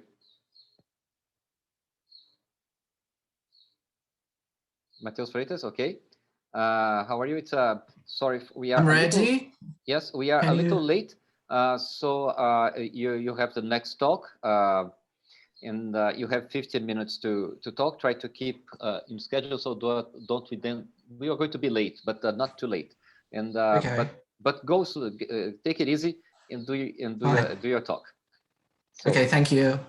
Well, good afternoon, everybody. My name is Matheus Freitas. I'm a PhD candidate at the Federal University of Minas Gerais, supervised by Dr. Thais Cristoforo. I'd like to thank her for the support, not only for this work, but for all the things that we did together in these past years. Also, I'd like to say that this work counts with financial support from CAPES, because these are preliminary results from an exploratory experiment that is part of my doctoral research. And the topic is the influence of non-native orthographic patterns in the variable occurrence of word final E. So I'll start with the objective that it is to investigate the variable occurrence of final E in Brazilian Portuguese, considering two different factors. The first of them is word origin, that is whether the word is native or a loan word, and also orthographic forms, whether that word conforms to the Portuguese writing system, or if it is a non-native pattern. In words such as these that you can see, the native word leite and the loans site and peixe. So what about the eval? We already know a little bit about it due to Ronaldo's presentation. It is an unstressed vowel that has been reported to be prone to weakening the voice or loss in different contexts in Brazilian Portuguese. And the word final context is no exception for this phenomenon. And what is important for us to think about right now is that one of the outcomes of word final E loss is the emergence of new word final consonants in Brazilian Portuguese. And why is that relevant? Because Brazilian Portuguese is said to have phonotectic restrictions to what consonants can be in final position.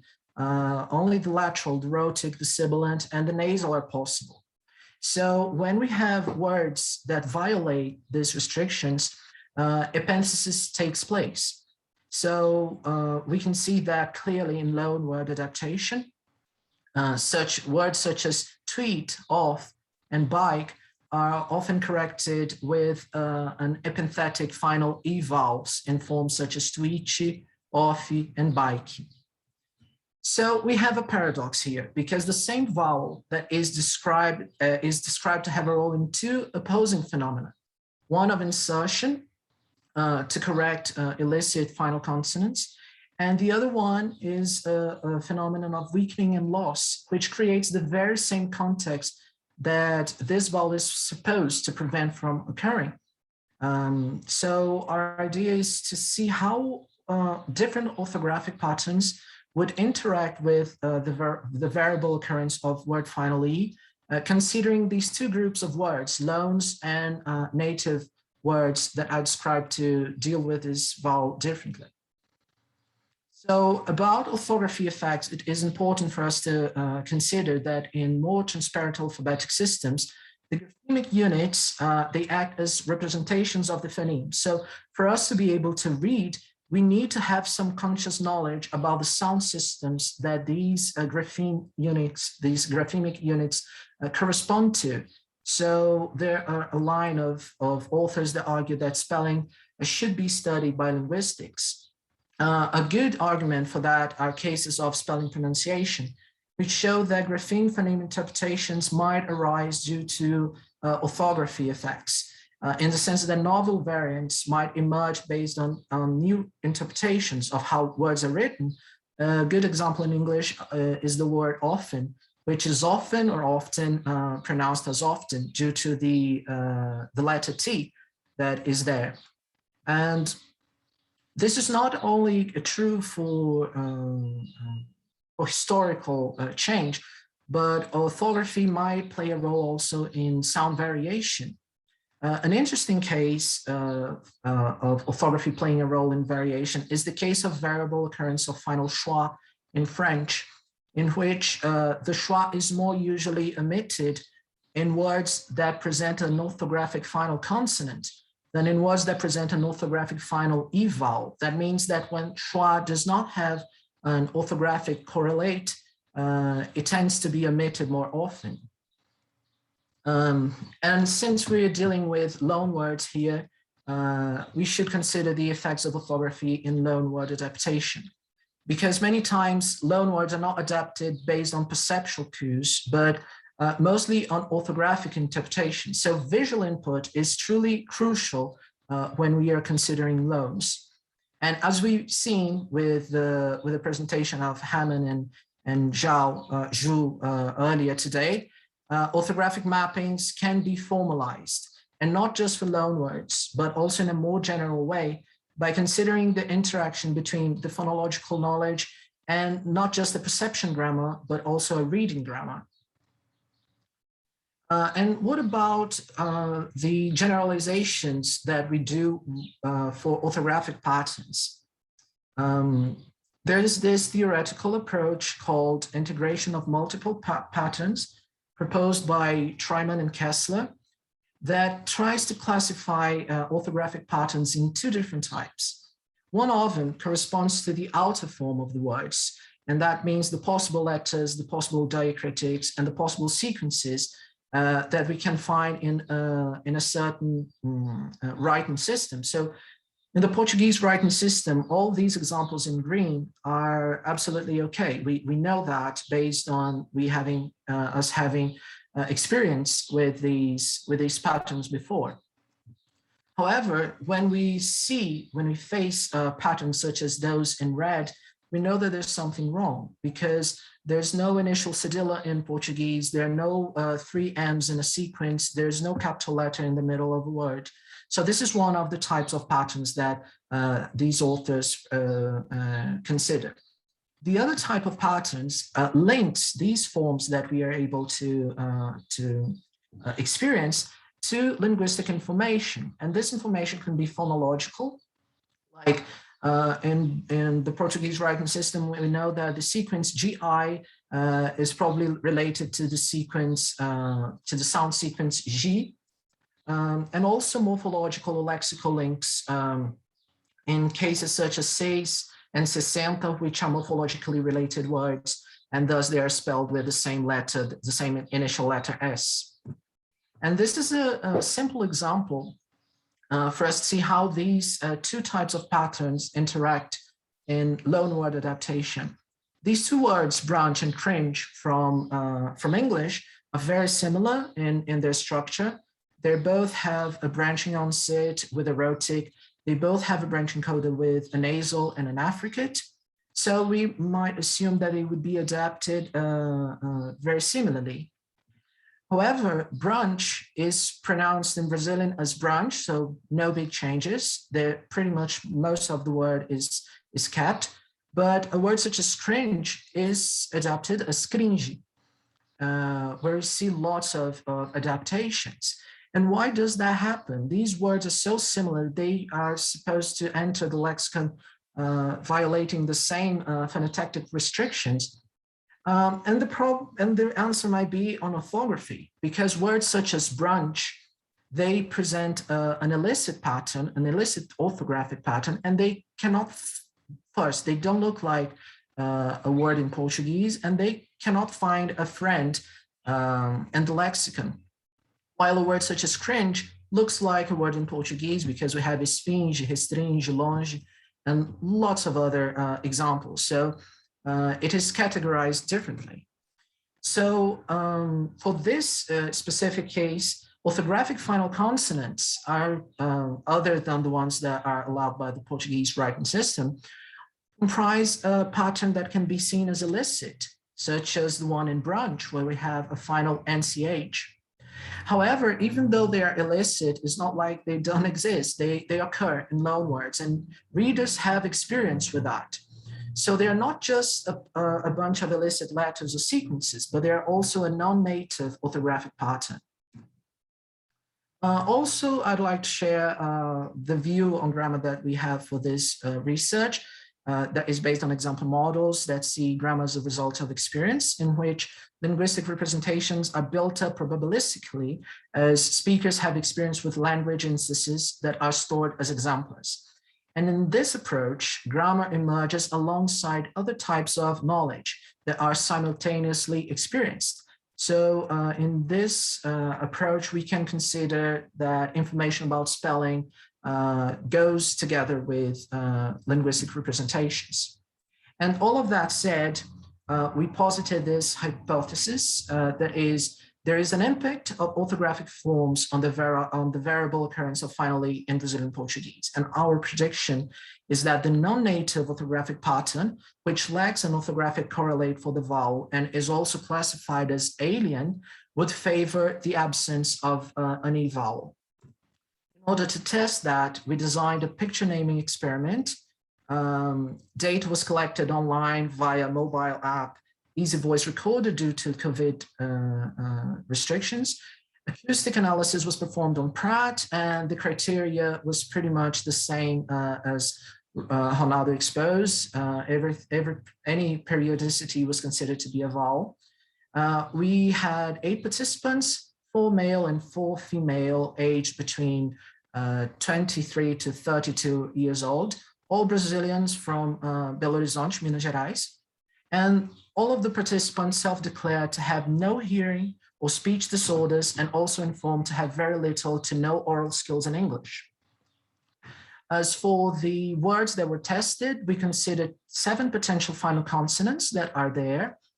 These were the analyzed consonants. And for each one of these consonants, 3 sets of words were considered. 2 native words that ended with an orthographic E, such as gripe and leite. 2 loan words, which also ended with an orthographic E, like shape and site, and 2 loan words ending with an orthographic consonant, such as pop and pet. And in total, we had 336 tokens. Stimuli were presented in sentences. All sentences had 12 syllables in total. The vowel always occupied the 8th syllable of the sentence. The 11th syllable was always accented in order to force a rhythmic contour that would favor vowel weakening, that was in the 8th syllable. And we also had the first consonant in the next syllable, the 9th syllable, to be p for stimuli ending with ch or j, and to be t for the other stimuli, because there is evidence that the voiceless context favors vowel weakening. So this was the task. We had 3 rounds with 25 sentences each. And for each round, we had 3 different steps. So first, participants saw the word with an image. Then after seeing all the 25 words, they saw just the image. And after they saw the sentence with the image, and that was the data that was analyzed. So we lost 23 productions due to people not remembering what word they were supposed to produce. And we considered vowel absence rates and also vowel duration in the analysis. Statistical analysis consisted of mixed effect models that were fit using the LME4 package in R.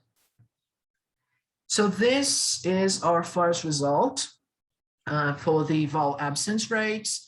We can see that there's a lot of vowels not being produced here because also methodology tried to force that.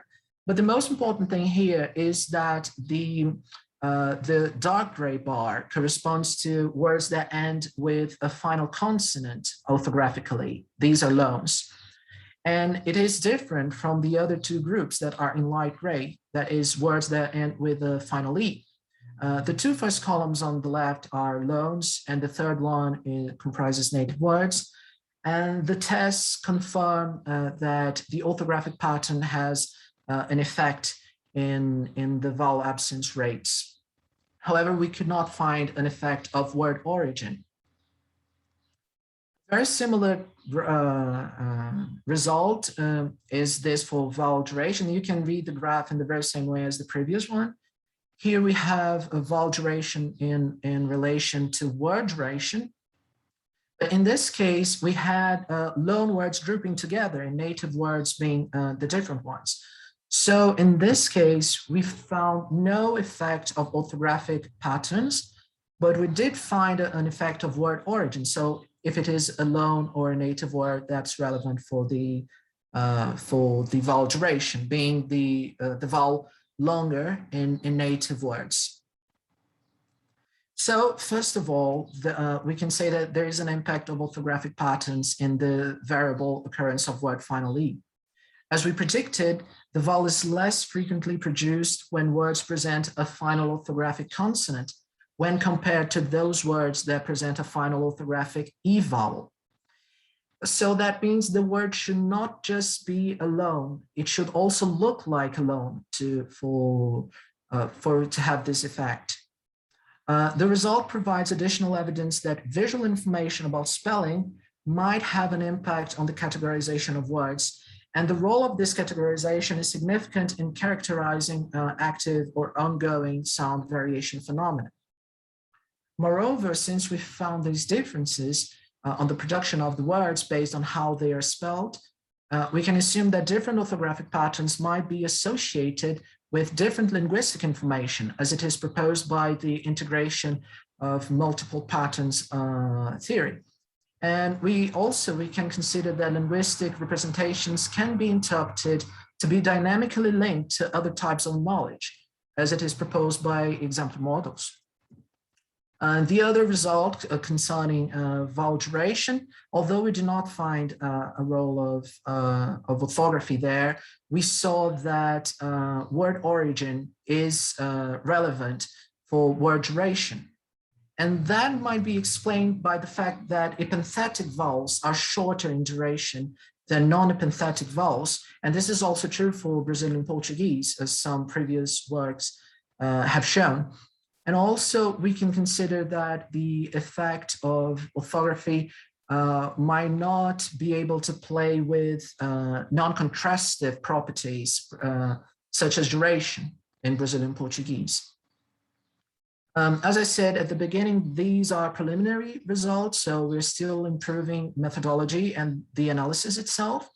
And we're also trying to assess the impact of vowel weakening or loss on the segmental string, how it affects the whole word.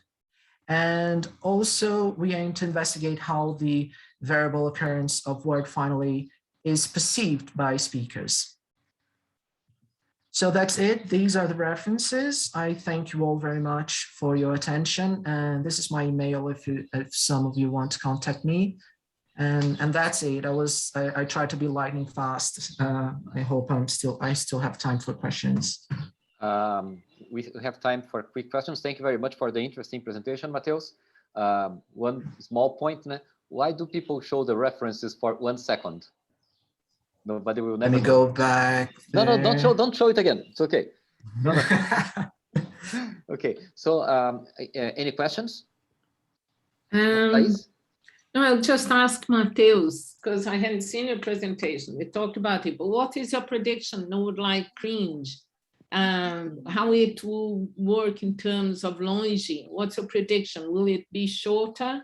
The vowel, will it behave like a Portuguese word since it's copying the orthographic pattern? What's your prediction? Yeah, the second one, it would behave like a native word. It would go together with that. Yeah, so you have to test that, I think. Yeah. Because that would be different from the other ones. Yeah, they would be like this, the second bar, which present the... Yeah. Yeah. And the other thing or two, no, it's the next graph you have. The next one. Yeah. This shows that loan words are categorized separate, isn't it? Yeah, they're shorter. And also what's interesting is that these loan words that have an orthographic final E, they are the weirdest. They present them a lot of variability. Yeah, yeah, good one, yeah. We'll have some time to discuss on Friday because we have less presentations on that I think Silke has a question. Sorry. Yes, sorry, thanks. I didn't see. First of all, thanks for this really clear presentation and also these really nice results. It was very impressive. And I was actually only wondering about future work you mentioned at the end, namely this one part where you say that the second point, that vowel weakening might impact the segmental string. Do you expect that? Because I didn't really know which direction that could go. I was a bit surprised by this future idea. It's actually something that we are actually currently working on, because there's some of the things that Ronaldo also explored in the previous presentation show that the vowel is not just lost. There is some gradiency in the weakening process, and what it's not the focus of this presentation right now, but what we've seen is that voice onset time is longer when we have vowel weakening and loss. The preceding vowel is shorter. So these are things that we are seeing during the acoustic analysis, and we want to try to explain that as well. Very interesting. Thank you very much. Yeah. So, thank you for the questions. Thank you very much, Matheus. We should now move to the last talk of today from Zuleika. Is that you who's going to present? Yeah, good afternoon. It's me. There's a long time I don't see you. How are you? I'm fine, and you? Very fine. So please share your screen. And it's now 4:40. You are the last one, so take your time and do a nice presentation. Yeah. Are you seeing my... Yes, just make it full screen. Okay, I'm doing that. Thank you. Well, thank you very much, Zuleika. Yeah, thank you for being. It's a pleasure to be here and to meet some friends from a long time. I will present some data from Fabiana Greggio work, a doctoral thesis developed at LAEL, Applied Linguistics and Language Studies at PUC São Paulo. We are pleased to present this data derived from the clinical setting. So Fabiana and I, we are speech pathologists, so our background is related to the questions that arise from the clinical universe. So we think it's good to be here and to talk about this kind of interaction between speech sciences and the data from patients from disturbances. So we have a tradition in speech therapy especially when we are dealing with speech sound disorders related to the voicing contrasts. So the most common symptom in this kind of clinical manifestation is related to the devoicing process, especially in children's speaking.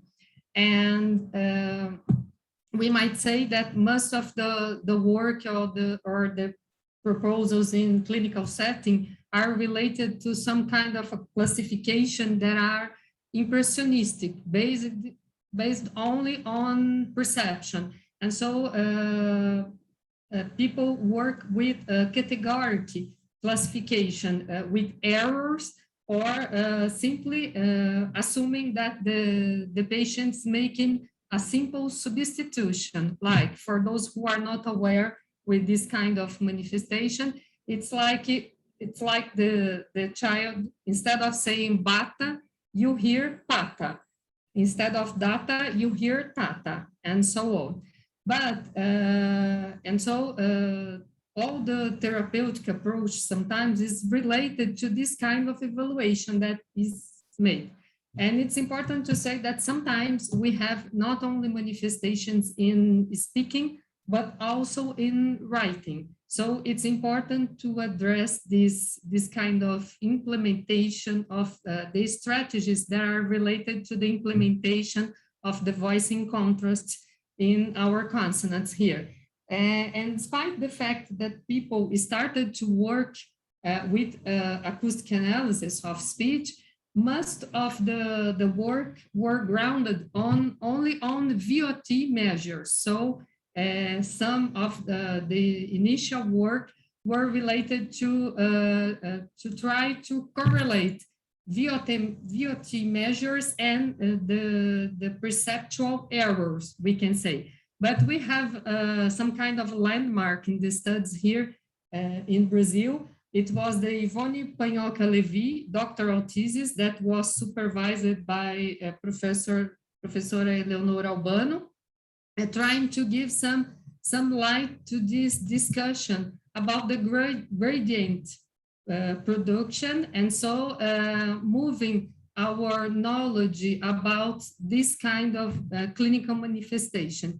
But until nowadays, many people still deal with this kind of symptom as it was a purely, essentially phonological disorder, and without considering this kind of approach and this kind of data related to the possibility of having different strategies for the same auditory result, which means we can hear similarly to different productions, but maybe the strategy behind is different. So we proposed this study trying to investigate the implementation strategies for phonic voicing contrast in Brazilian Portuguese in a group of children with speech sound disorders in comparison to a reference group. So here I will try to summarize a series of experiments that Fabiana did in acoustic and in perceptual arenas, and then the correlation between these two kind of set of experimental data. So we worked in an institution that offered treatment for people here in São Paulo City. It was Institute CEFALA, and we made the selection in this institute, and we had to submit the project for ethics committee, and so we did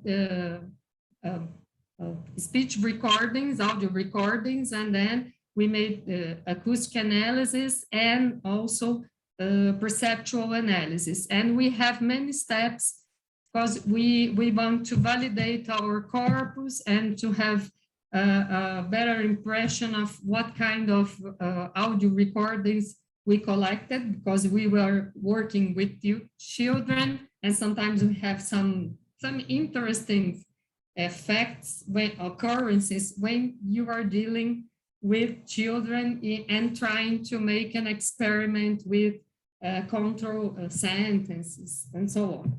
And so we worked with data from 6 children between 7 and 10 years old, 3 with the diagnosis of speech sound disorders and 3 without. They all of them were investigated, and having none of them had any audiological problem or neurological disease. And the corpus was composed by a sentence, diga, tanana, baixinho, and we filled these sentences with a target word having the same plosive segment in 2 syllables. So papa or papa, baba or baba, tata or tata, and so on. So we did this kind of combination into stress contests. And we tried to look especially on the sequence of the second consonant and the vowels around this consonant.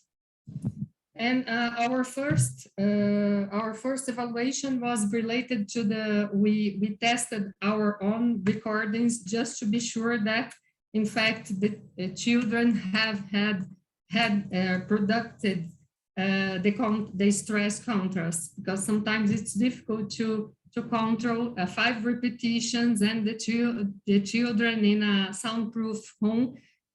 So to be sure, we made some discriminant analysis to know that we have, in fact, different contests recorded and defined, and we did that by duration measures. In the next step, being able to select these samples from 6 speakers, we could go into acoustic analysis. So we collected a series of measures, not only VOT, but VOT also, but the F0 in the second vowel, and then also the F1, and duration measures in this sequence V1, C2, and V2, and then also the relative duration measures of these vowels and consonants V1, C1, V2. And then we also ran an experiment in software Pratt for an identification task by 39 subjects. They were all students at the university, but they do not have any relation to speech pathologists or linguistics studies. And we had random samples, we had some repetitions, trying to have material to run tests related to consistency and reliability of these judgments. And we had to exclude 4 judges. Then having this data from the perceptual task, we built some confusion matrices. After that, we made some calculations for the similarities of sounds in the pairs PB, TD, and KG. And then we calculated the auditory distances based on Johnson. And the next step was to look into acoustic measures. We did statistical analysis, and also we made some inspection, some spectrograph inspections. And so it was a large database, despite the fact that we had 6 subjects. And so we applied the ANOVA to compare the measures between studied and control groups, and also between the 2 contests of stress and no-stressed syllables. And then we, in the next step, we made the comparisons between acoustic and perceptual data. So regarding to VOT, that is the acoustic measure most explored when we are dealing with this kind of disturbance in speech therapy, we could say that we found a very large manifestations, types of manifestations.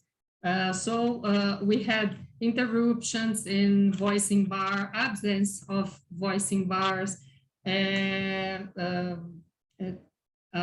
several disturbances on the duration, including positive measures and the perception of a voiced consonant. So we tried to look into another acoustic cues that I mentioned before, like duration, like F0, F1, trying to find any instance of correlation or any description that could give us some light about the nature of these disturbances. So we could say we have many data, but here just to, as an example, an illustration, we have the comparisons of studied and control groups about the relative durations of the vowel anterior and posterior to the consonant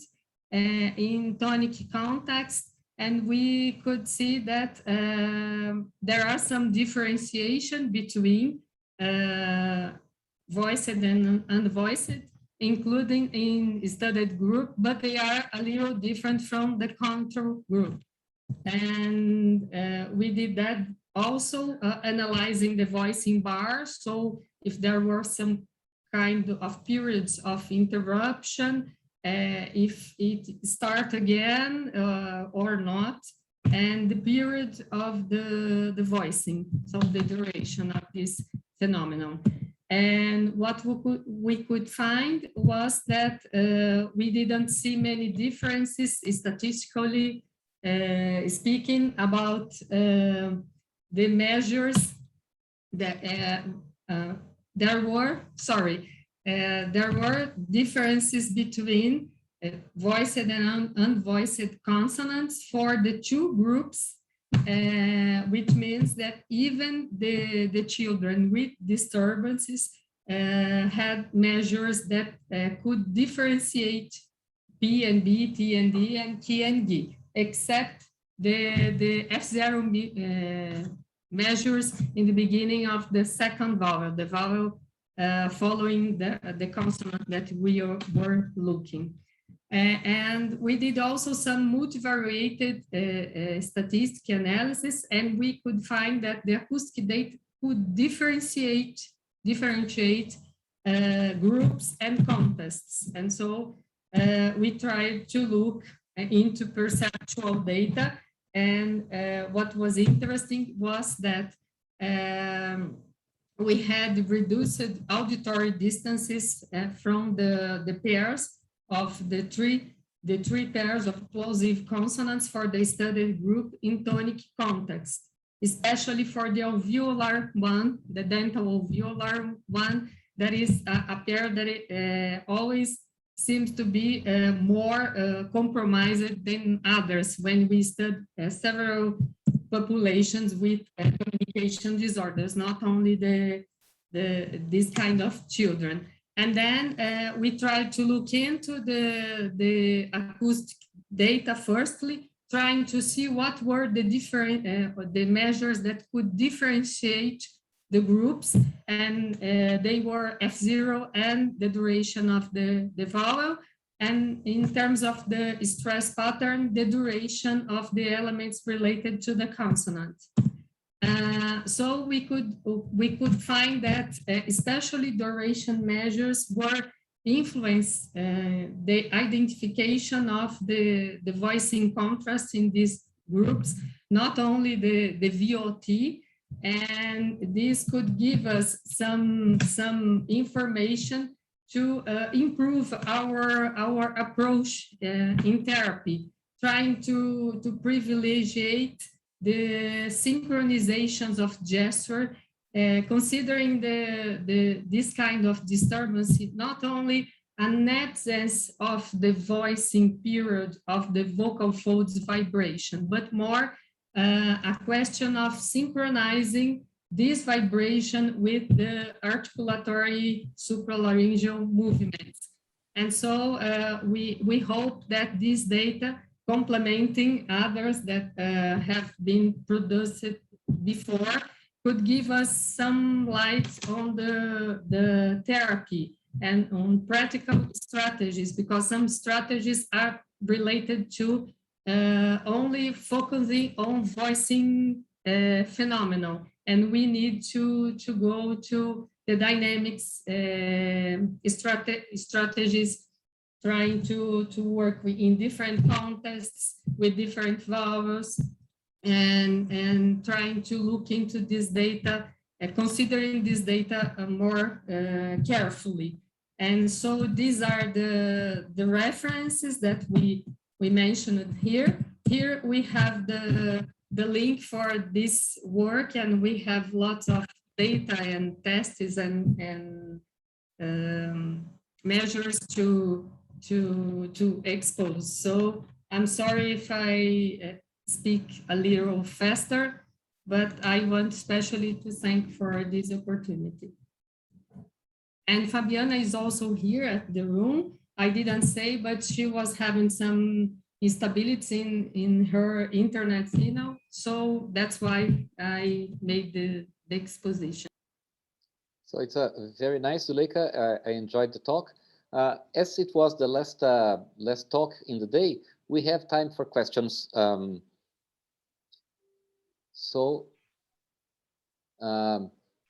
Now I will not put pressure, so anybody can ask a question. Just visualize here who is in here. Gallery, okay. So Zuleika, can you make the slides available so on the screen again? Share the screen.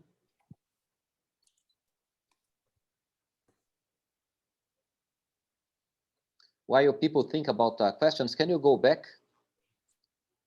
to a little more?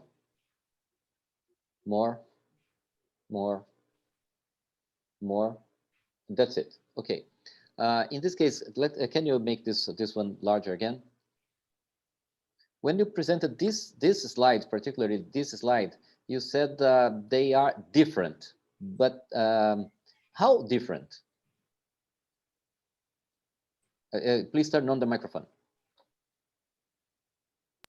Sorry. You mean in the study or in control group, Henry? So you said that the standard is different from the control group, and you said different. You made that word a little, so they are different, but you didn't say how. What we mean. Yeah, I understood. Sorry, I ran to this very quickly. But the point is that people try to focus on this kind of manifestation as being a phonological disorder, and assuming that there is a substitution, which means that the voiced, like B, could be the same as P. So it's not the same. They are there are little slightly differences, but they are different from the contour group. So here in the contour group, we can see that the consonants, the unvoiced consonants, they have the relative durations that are higher than in the invoiced pair.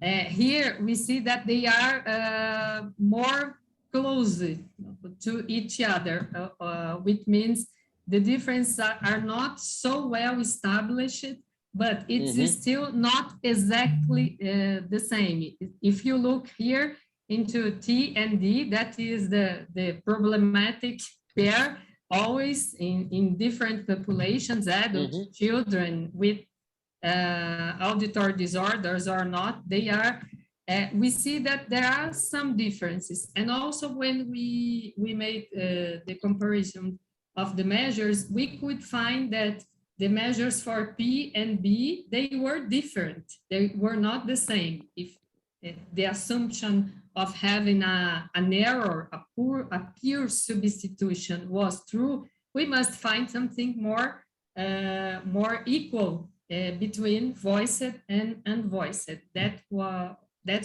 I was trying to indicate. No, it's clear. It's clear now.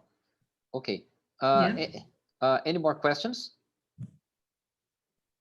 So how many people are still here? 21. 21. Sorry for letting this thing finish late. It's 5 o'clock now. Zuleika, I thank you very much for your presence here. Yeah, and Fabiana, I could see her at some point. She's still here. Fabiana, congratulations for your work.